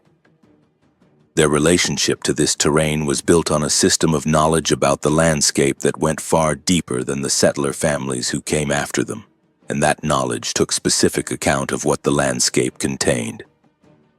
The forced removal of 1838, the Envenenadala TSV, the trail where they cried, ended the Western Cherokee's formal presence in the Arkansas Ozarks. The removal was conducted across the winter months of 1838 and 1839, moving approximately 16,000 people across terrain that was brutal in the best conditions and lethal in the conditions of that particular winter. Estimates of the death toll range from 4,000 to 8,000 people, with the highest mortality among the elderly and young children who lacked the physical reserve to sustain the march in cold, that dropped well below freezing for extended periods. The Western Cherokee, the old settlers who had made the voluntary move decades earlier, were by then established in Indian Territory west of Arkansas and received the forced removal survivors into a community that was already structured. They carried their traditions with them, the oral history of the Boston Mountain terrain, the knowledge of what lived in the hollow bottoms and the spring sites, the protocols for navigating those places safely, came west with the people who held it. But the oral traditions they carried about this terrain did not end with the removal. The Eastern Cherokee, who remained in North Carolina and who maintained a parallel set of traditions developed in the same mountain culture, were documented extensively by the ethnographer James Mooney beginning in the 1890s. Mooney's fieldwork, published in his 1897 monograph Myths of the Cherokee, provides the most complete available record of Cherokee traditions about the beings that inhabited specific territories in the mountain landscape. Mooney worked in the field between 1887 and 1890, living in Cherokee communities in the Smoky Mountain country of western North Carolina, and his documentation is among the most thorough of any 19th century ethnographic project. He was a rigorous recorder. He distinguished consistently between mythological narrative, origin story, and what his informants presented as historical account, the record of things that had happened to specific people at specific places. He was not credulous, but he was also not dismissive. He recorded what he was told in the categories his informants assigned to it, with enough fieldwork context to give the distinctions meaning. The Cherokee world, as Mooney recorded it, was populated by a range of beings that occupied the landscape alongside humans and commanded different responses depending on their nature and their location. Among the beings Mooney documented were those associated with specific hollow bottoms and spring sites, territorial presences that did not have a single categorical name, but that the Cherokee recognized as demanding avoidance and respect. He recorded multiple accounts of Cherokee hunters encountering beings at spring sites in remote hollows that matched the general description.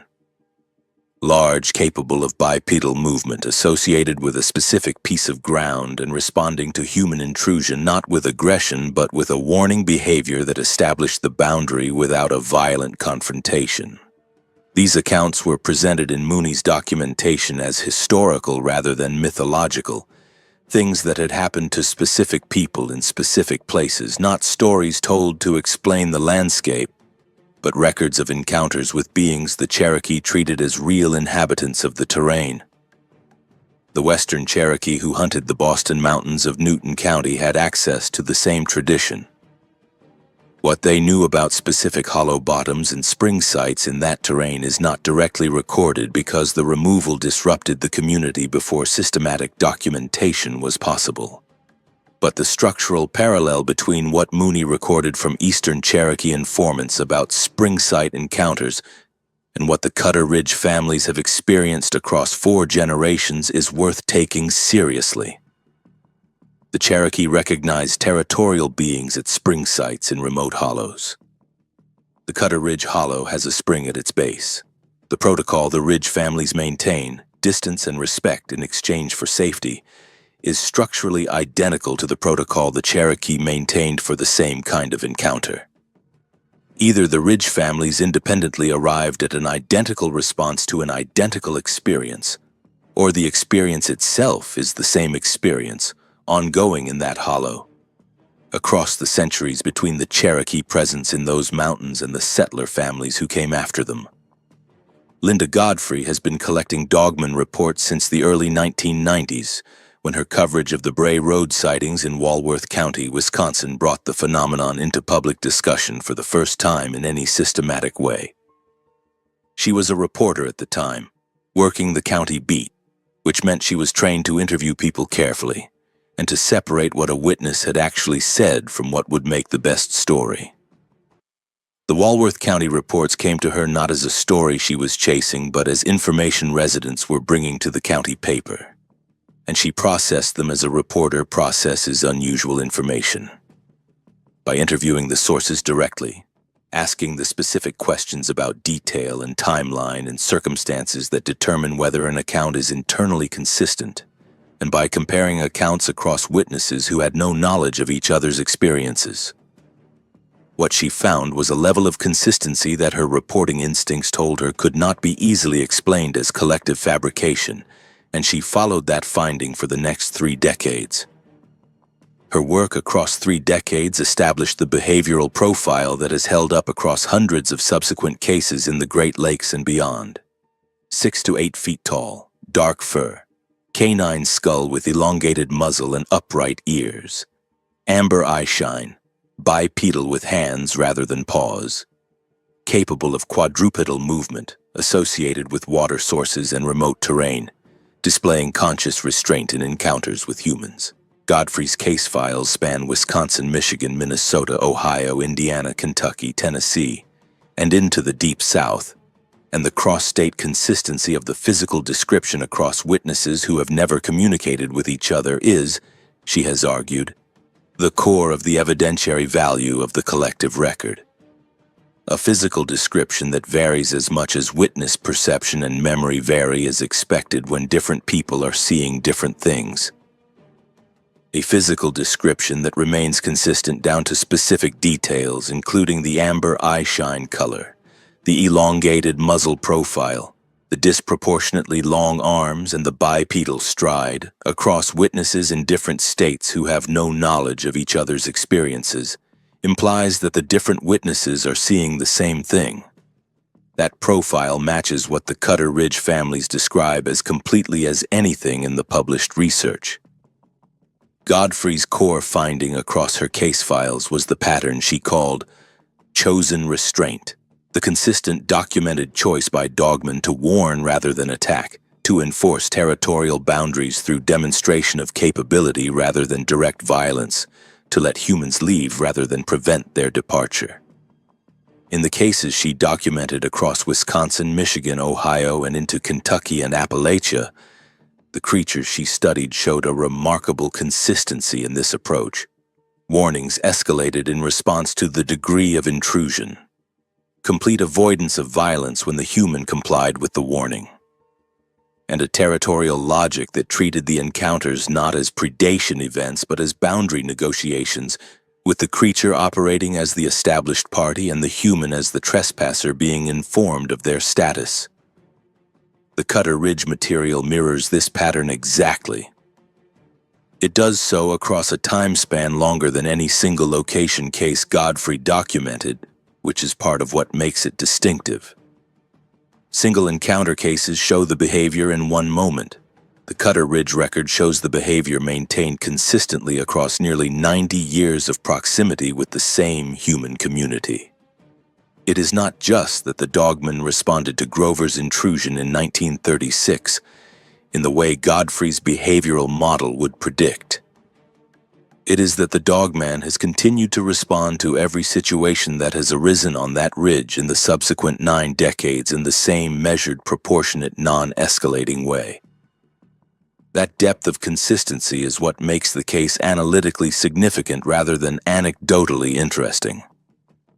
Steve Cook was a radio disc jockey at WTCM in Traverse City, Michigan when he recorded a song in April of 1987 as an April Fool's prank. He had no research background and no prior knowledge of any DOGMAN tradition. He wrote the song in an afternoon, working from his own imagination and from a set of invented parameters he chose because they gave the premise internal consistency. A 10-year cycle tied to years ending in 7. A first sighting in Wexford County in 1887. A physical description drawn from no source except his own sense of what would sound plausible and frightening in the context of a northern Michigan radio bit. He recorded it, played it on the air, and waited for people to call and say they got the joke. He called it the legend. He invented the Michigan DOGMAN entirely, the 10-year appearance cycle, the first sighting in Wexford County in 1887. It was intended as a joke. After it aired, the station received hundreds of calls from people who had seen exactly what the song described. Some of these were people playing along with a radio bit, and Cook knew that. but the ones that were not playing along were impossible to miss because they carried details the song had not included, specific road locations, specific dates that went back years and in some cases decades before the broadcast, physical descriptions that diverged from the song's intentionally general language in ways that were consistent with each other but not with what Cook had written. A person playing along with a radio bit does not call in with a date from 12 years before the broadcast in a specific location that they ask not to be publicly identified. Cook understood the difference and took the calls that carried that quality seriously. By the time he had heard 24 of those calls, he had stopped thinking about what he had created and started thinking about what he had uncovered. Farmers, hunters, loggers, people who had been carrying their experiences in silence for years because they had no word for them and no framework that would make anyone believe them. The song gave them a word and gave them permission to use it. Cook spent years afterward collecting those reports, which eventually numbered in the thousands, and the consistency he found across witnesses who had never communicated with each other. The same height, the same head shape, the same amber eyes, the same bipedal walk, the same territorial behavior, was something Cook himself described as impossible to dismiss as cultural transmission or collective fabrication. Grover's notebook page was written in 1936. The Perlman incident with the hounds was in the spring of 1937.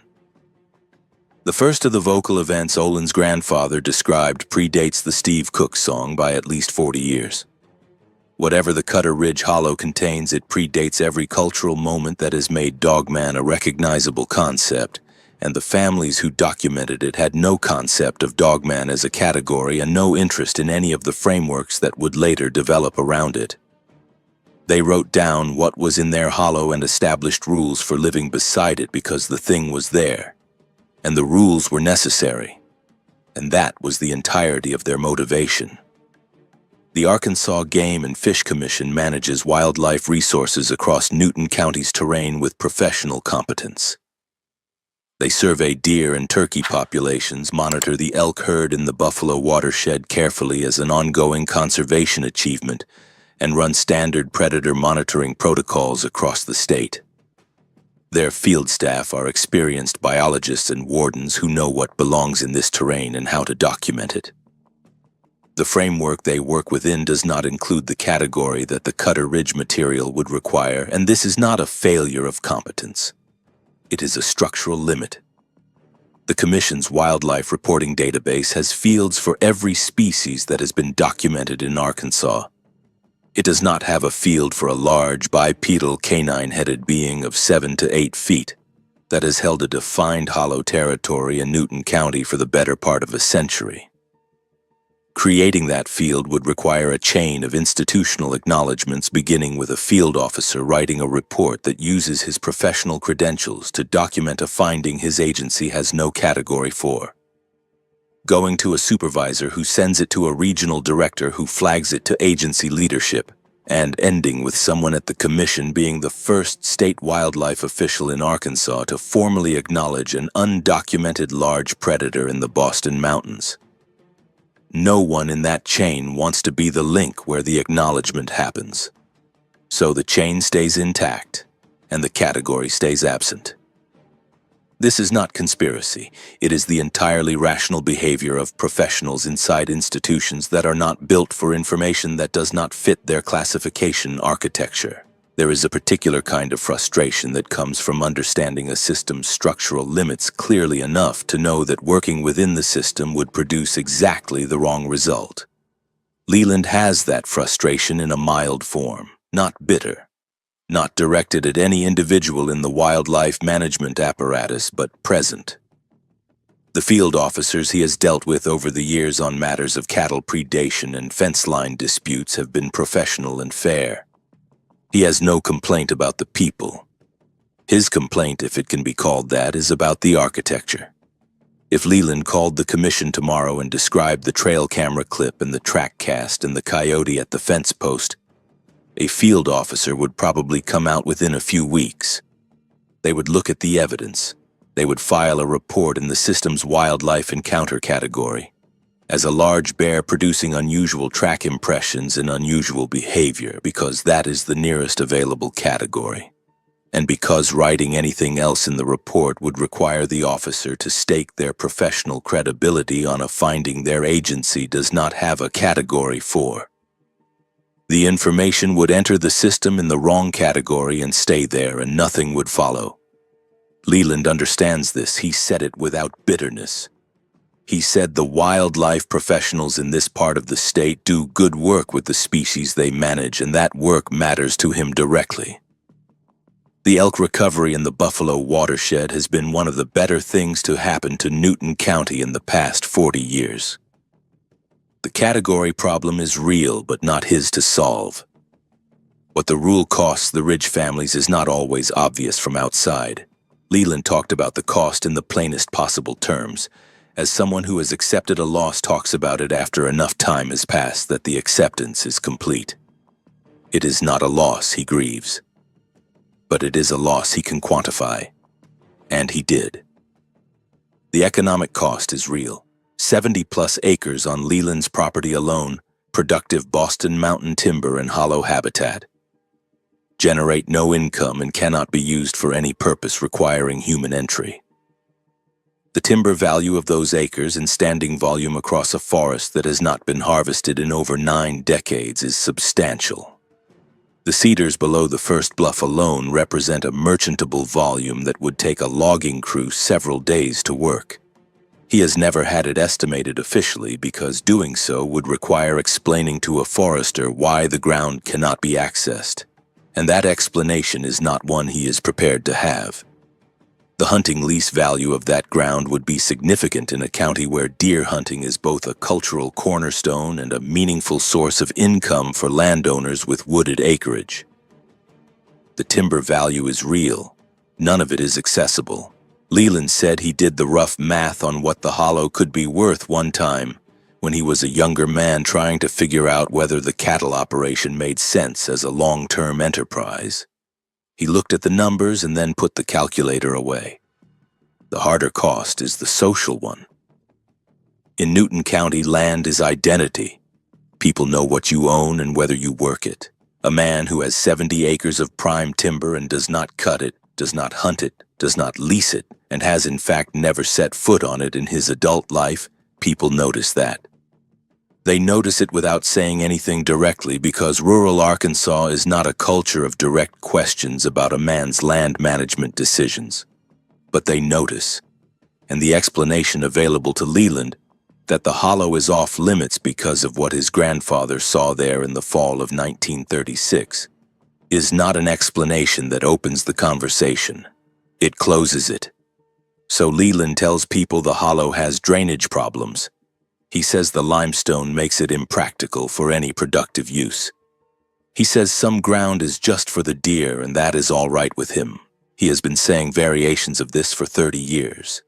He is good at it now. Cordell's cost was different and more acute. He was a professional hunter whose entire livelihood depended on his reputation for putting clients on animals in reliable terrain.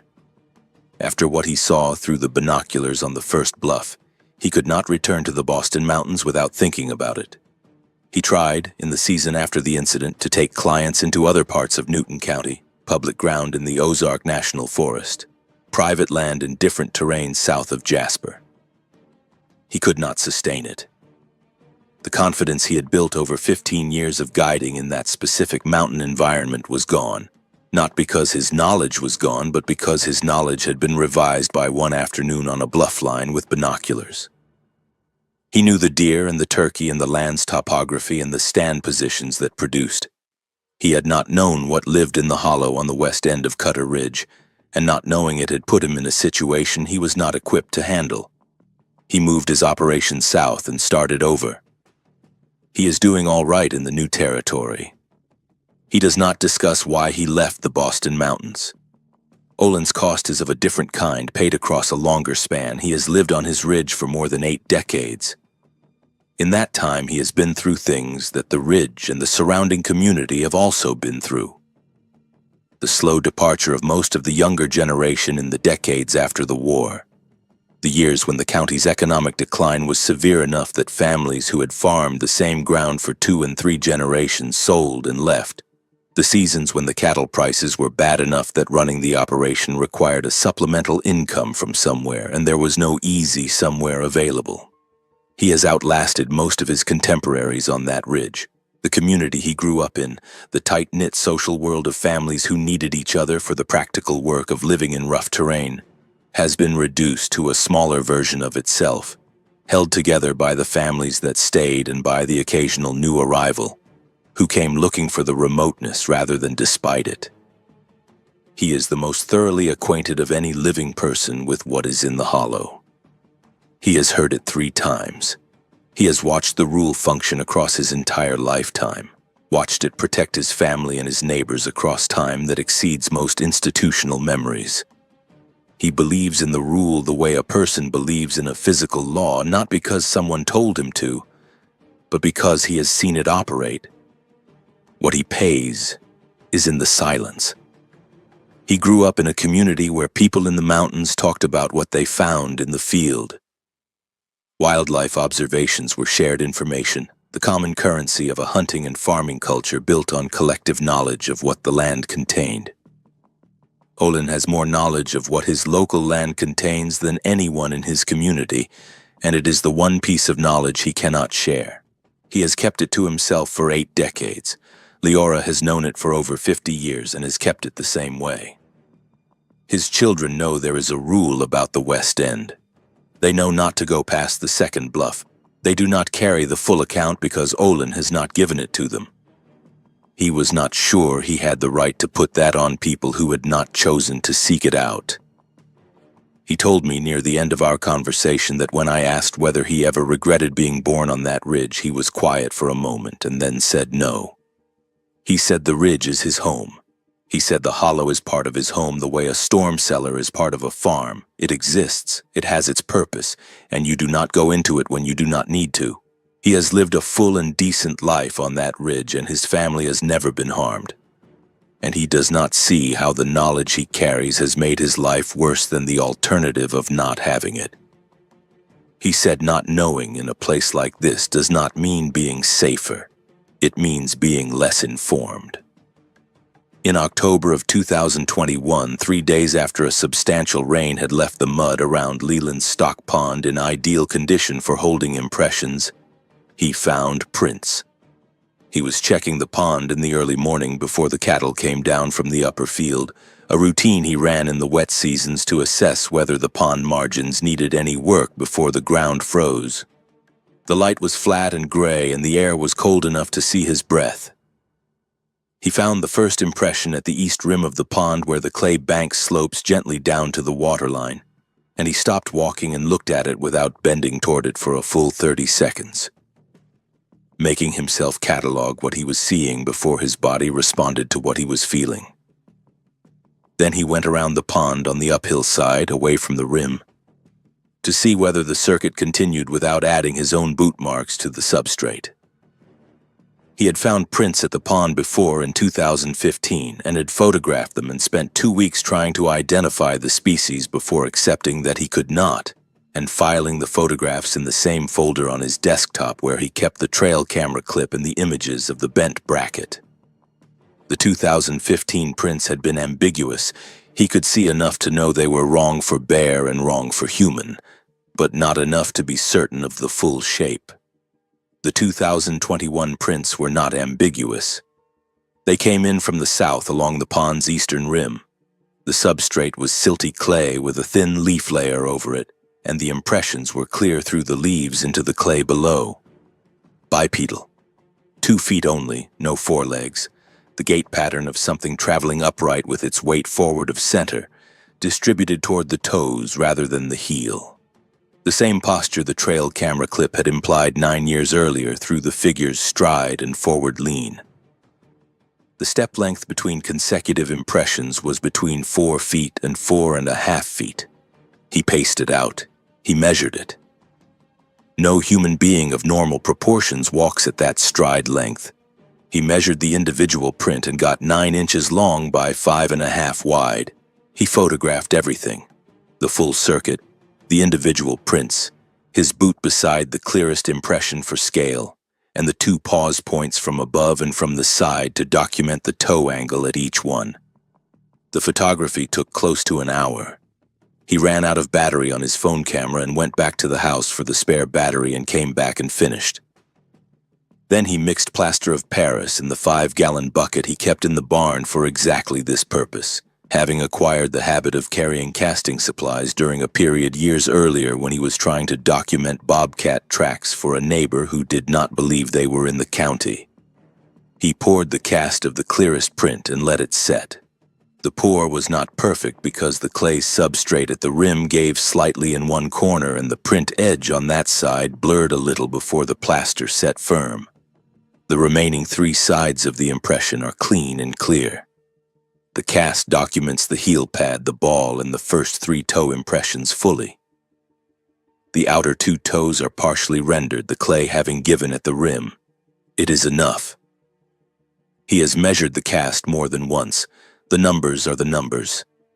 That cast sits in his barn beside the bent mounting bracket from 2012.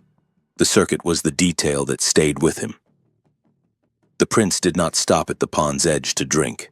They circled it, a complete circuit, stride consistent throughout, with 2 locations where the impressions were deeper through the toe area, suggesting the figure had paused and stood at those points. He identified the 2 pause points and stood at each one, orienting himself by the angle of the toe impressions to determine which direction the figure had been facing.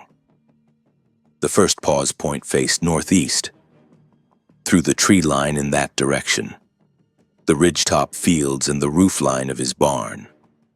The second pause point faced northwest, through the field in that direction, the county road and the outline of the northwest property's house, visible on clear days. The figure had circled his stock pond and looked at the houses. Then it had walked back south toward the bluff line and the hollow below.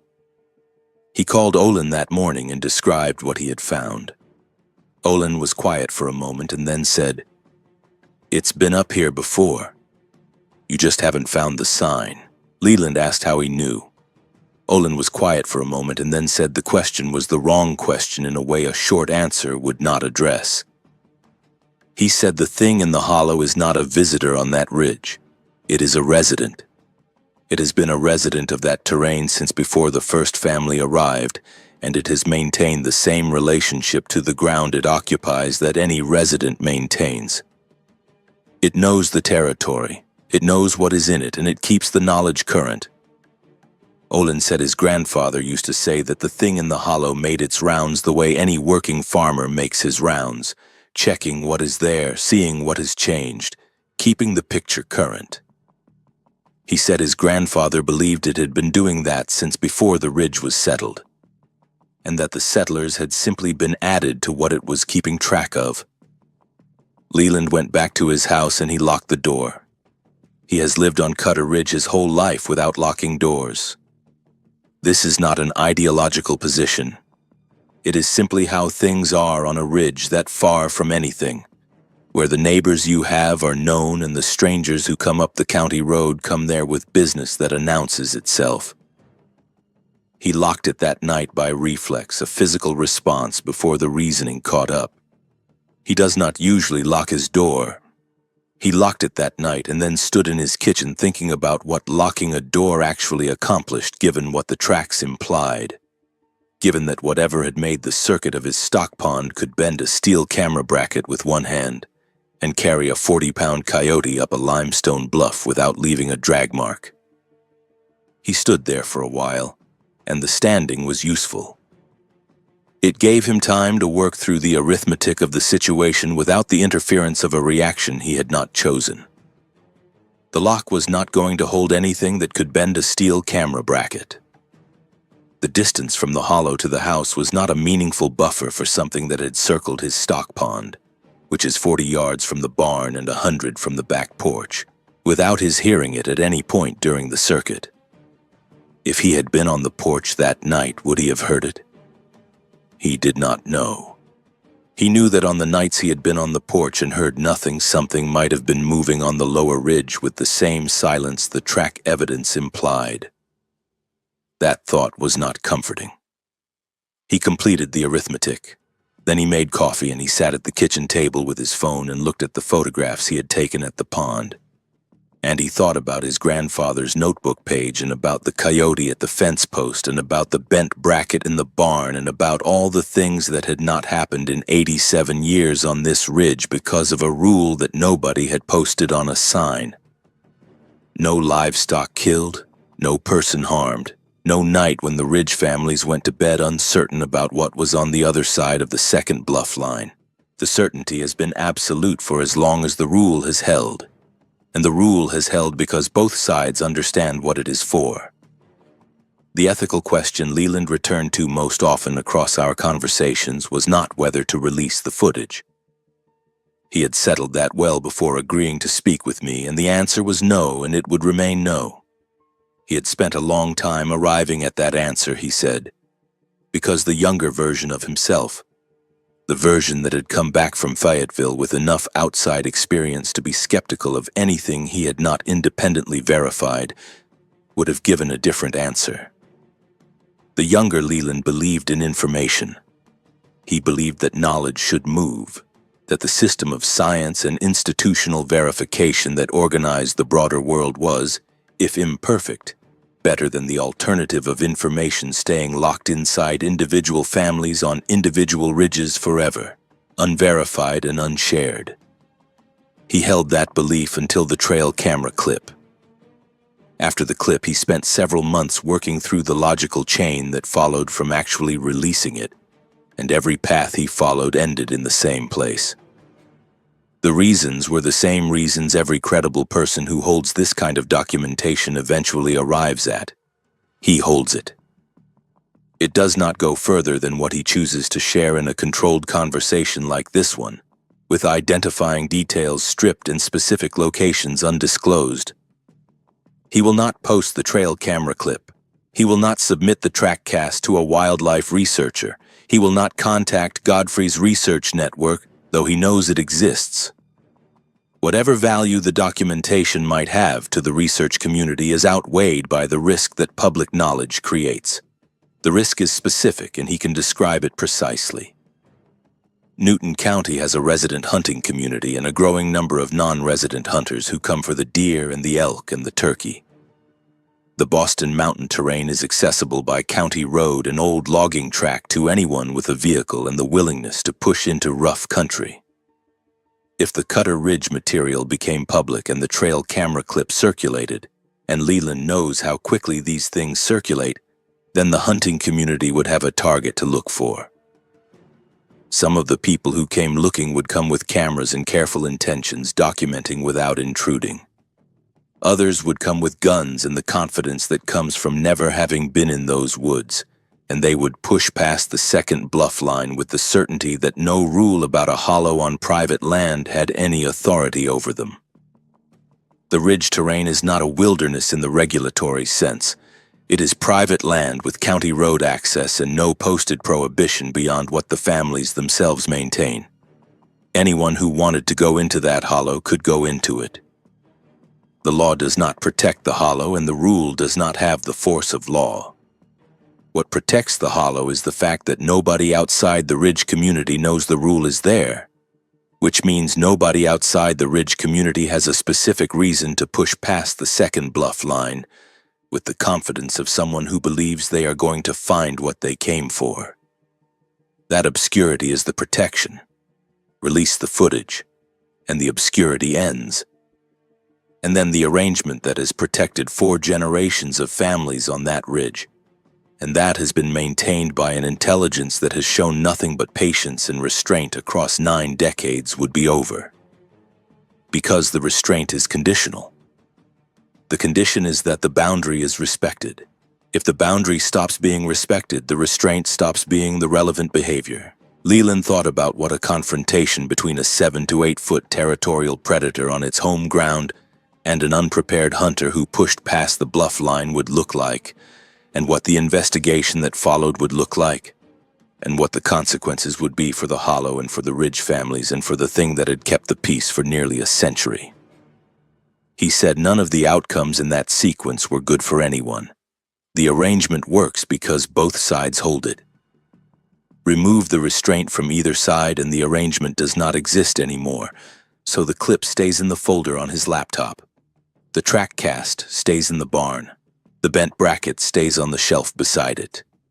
And the hollow below the second bluff line stays what it has been since Grover settled on the ridge in the late 1920s, occupied, observed, and left alone. Newton County has fewer people per square mile than it has had in 100 years. The timber economy that drove settlement in the Boston Mountains in the late 1800s has not returned since the big company logging left. The ridgetop farms are small operations run by families that have been on the same land long enough to understand it on its own terms. The Ozark National Forest on 3 sides of the ridge provides a buffer of public land that is hunted in season and largely empty the rest of the year. There is no cell service on the ridge. The nearest emergency services are 30 minutes away in good weather and considerably more in the wet seasons when the county roads go soft. Cutter Ridge is, in the terms that matter for what lives in that hollow, genuinely remote. Not remote in the wilderness sense, you can see a neighbor's light from your porch and the county road is there. But remote enough that something large and intelligent and determined to maintain its territorial privacy can do exactly that. Across seasons and across decades without the kind of continuous human attention that documentation and disclosure would bring. The dogman in the hollow below the second bluff line is still there.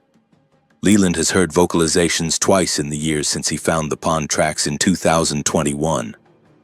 Both times in October. Both times at night on the porch after the workday was done, in the clear, cold air of a Boston mountain autumn. He describes the experience of hearing it now with a different quality than he imagines he would have described it before the pond tracks. Before the tracks, the vocalizations were strange but distant, a fact of the ridge's background that he had grown up adjacent to without fully integrating.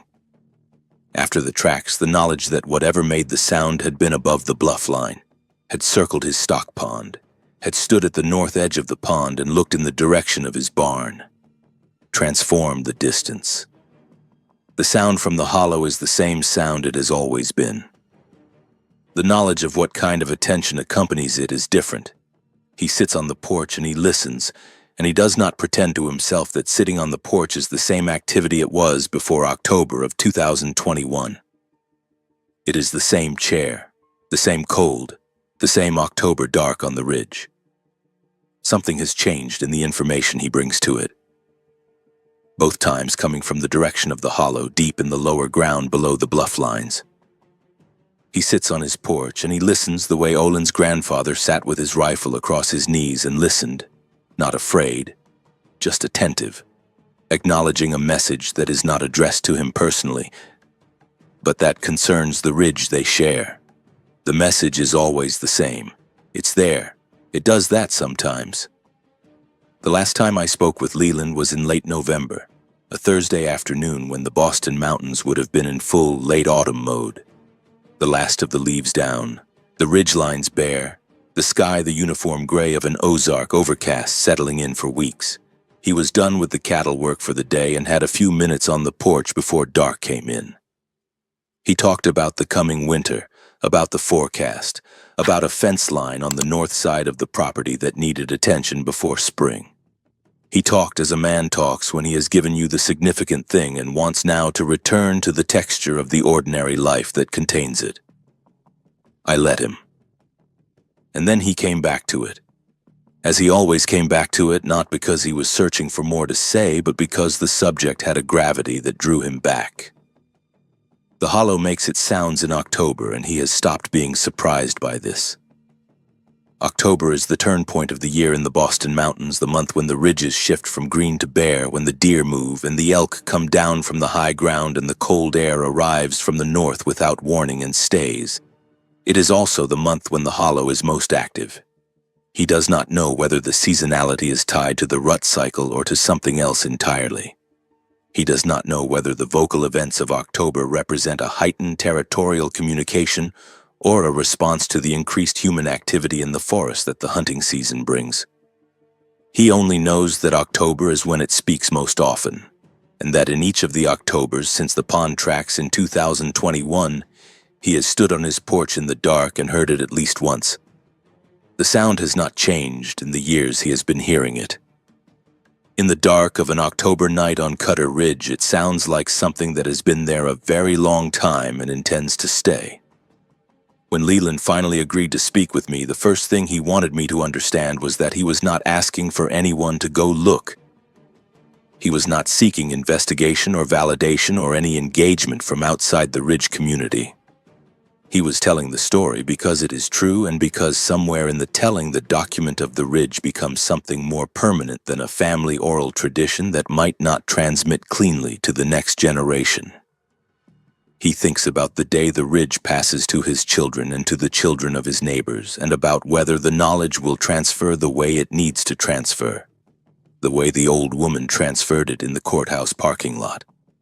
The way Olin's grandfather transferred it by sitting on the porch with a rifle until the message from the hollow was finished, and then offering the only explanation that mattered. It's letting us know it's there. The rule is not a burden. He said it is a responsibility. He said he thinks about Grover backing up the slope in October of 1936 with his eyes on the thing at the spring. And he thinks about all the seasons that have turned on that ridge since that afternoon, while the families above and the dogmen below have maintained the distance that makes it possible for both of them to be there. He understands that he inherited something from Grover that is not the land. The land is part of it, 140 acres of Boston Mountain Ridge that he works as his father and grandfather worked it before him, managing the cattle and the hay and the timber on the east and north portions in the same cycles the land has been managed in for close to 100 years. But the land without the knowledge that comes with it would be a different inheritance. A man who owned that land without knowing what was in the hollow below the second bluff would be a man in a situation he was not equipped to manage, either stumbling into the confrontation that Wyatt stumbled into or living adjacent to something he had no framework for, and that his framework would eventually lead him to challenge. The knowledge is what makes the land manageable. The knowledge is what makes the arrangement possible. He said he understands that he inherited something from Grover that is not the land. The land is part of it. But the real inheritance is the knowledge of how to live on the land alongside what has been there longer. He said that is not a small thing to inherit, and he does not intend to be the generation that loses it. The hollow is still below the second bluff. The spring still surfaces through the limestone fracture the way it has for geological time, the water cold in every season. The limestone in that part of Newton County was laid down in the Mississippian period roughly 330 million years ago, when the region lay under a shallow tropical sea. The fossils that the bluff faces expose where the rock is fractured and weathered are sea creatures, crinoids, and brachiopods, and the occasional corals of a warm ocean that has not existed in this part of the world for 300 million years.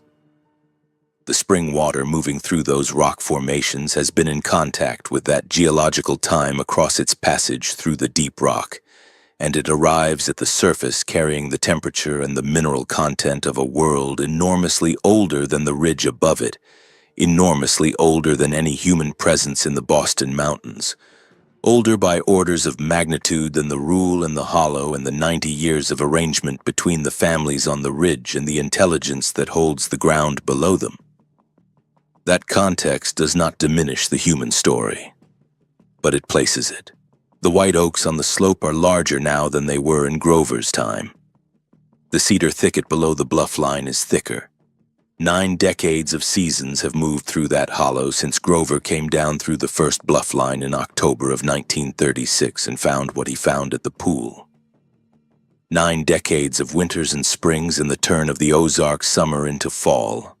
The leaves going and the ground freezing and the spring running and the leaves coming back.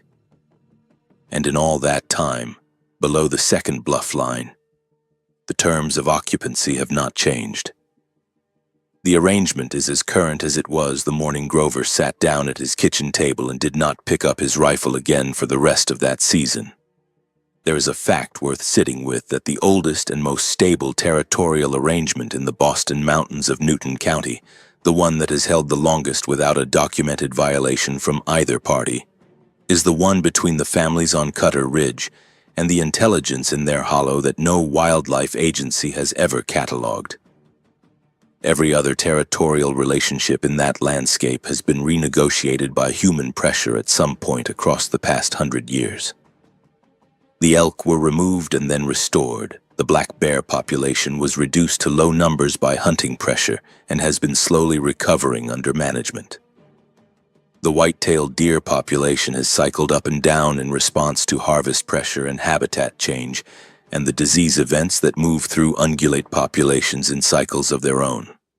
All of these are managed relationships maintained through ongoing human intervention, and all of them have been altered significantly at least once in the past century by human decisions operating within institutional frameworks. The arrangement on Cutter Ridge has not been altered once. It has not required intervention by any agency or institution. It has maintained itself through the mutual behavior of the two parties to it, without contracts, without enforcement mechanisms, without any documentation in any system that any institution manages. It is, in that sense, the most durable wildlife arrangement in Newton County, and it is the one that the wildlife management apparatus has no knowledge of and no role in maintaining. While the broader ecosystem has been managed and mismanaged, while the elk have been removed and reintroduced, while the black bears have declined and recovered, while the Ozark National Forest has been drawn and redrawn on the map, and the county roads have been built and in some places reclaimed by the forest, the hollow below the second bluff line has remained exactly what it was when Grover found it, occupied, defined, protected by a rule that travels with the land the way a mineral right travels, binding on every owner in succession, enforced not by any court but by the consistent intelligence that holds the ground below the bluff line and has never needed to escalate past a warning to make its position clear. The ridge is still there. The rule is still there. Leland still wakes before sunrise to feed the cattle. Olin still sits on his east-facing porch in the morning when the weather allows. The county road still climbs its switchbacks from Highway 21 to the ridge top, gaining elevation through the limestone switchbacks in the same curves it has held since the county graded it. The Boston Mountains around the ridge are the same mountains they were when Grover came up that road in the late 1920s with a wife and 2 children, and a plan to make something work on ground the timber companies had left behind. The elk graze the Boxley bottomland in the mornings, and the deer run the ridge timber at dusk, and the screech owls work the hollow edges on October nights. And all of it is ordinary. And all of it is the background against which the hollow below the second bluff line remains what it has always been. The hollow is still below it, and the second bluff line marks the same boundary it has always marked, the edge of what belongs to the families on the ridge and the beginning of what belongs to what was there before them and will remain when they are gone. The Boston Mountains go on past the ridge in every direction, the limestone and the cedar and the dark hollows and the cold springs, all of it holding what it has always held, indifferent to the maps and the management plans and the category systems of every institution that has ever claimed authority over it. The maps do not note what is in the hollow. The management plans do not account for the territory below the second bluff line. The category systems have no field for what the trail camera clip shows or what the track cast documents or what the bent bracket on Leland's barn shelf implies. The landscape knows this and does not care. The Boston Mountains existed before the institutions and will exist after them, and what lives in the hollow below Cutter Ridge has maintained its claim on that ground across every map revision and every management plan cycle and every category system revision that has occurred in the decades since Grover came down through the first bluff line in October of 1936 and found what he found at the pool. The ground is old. The thing in the hollow is older, and the rule is, by now, older than most of the people who follow it can remember a time before. That is not a small thing for a rule with no legal standing, no posted sign, and no enforcement mechanism beyond the understanding of the families who carry it. It persists because what it describes persists, and what it describes shows no indication of going anywhere.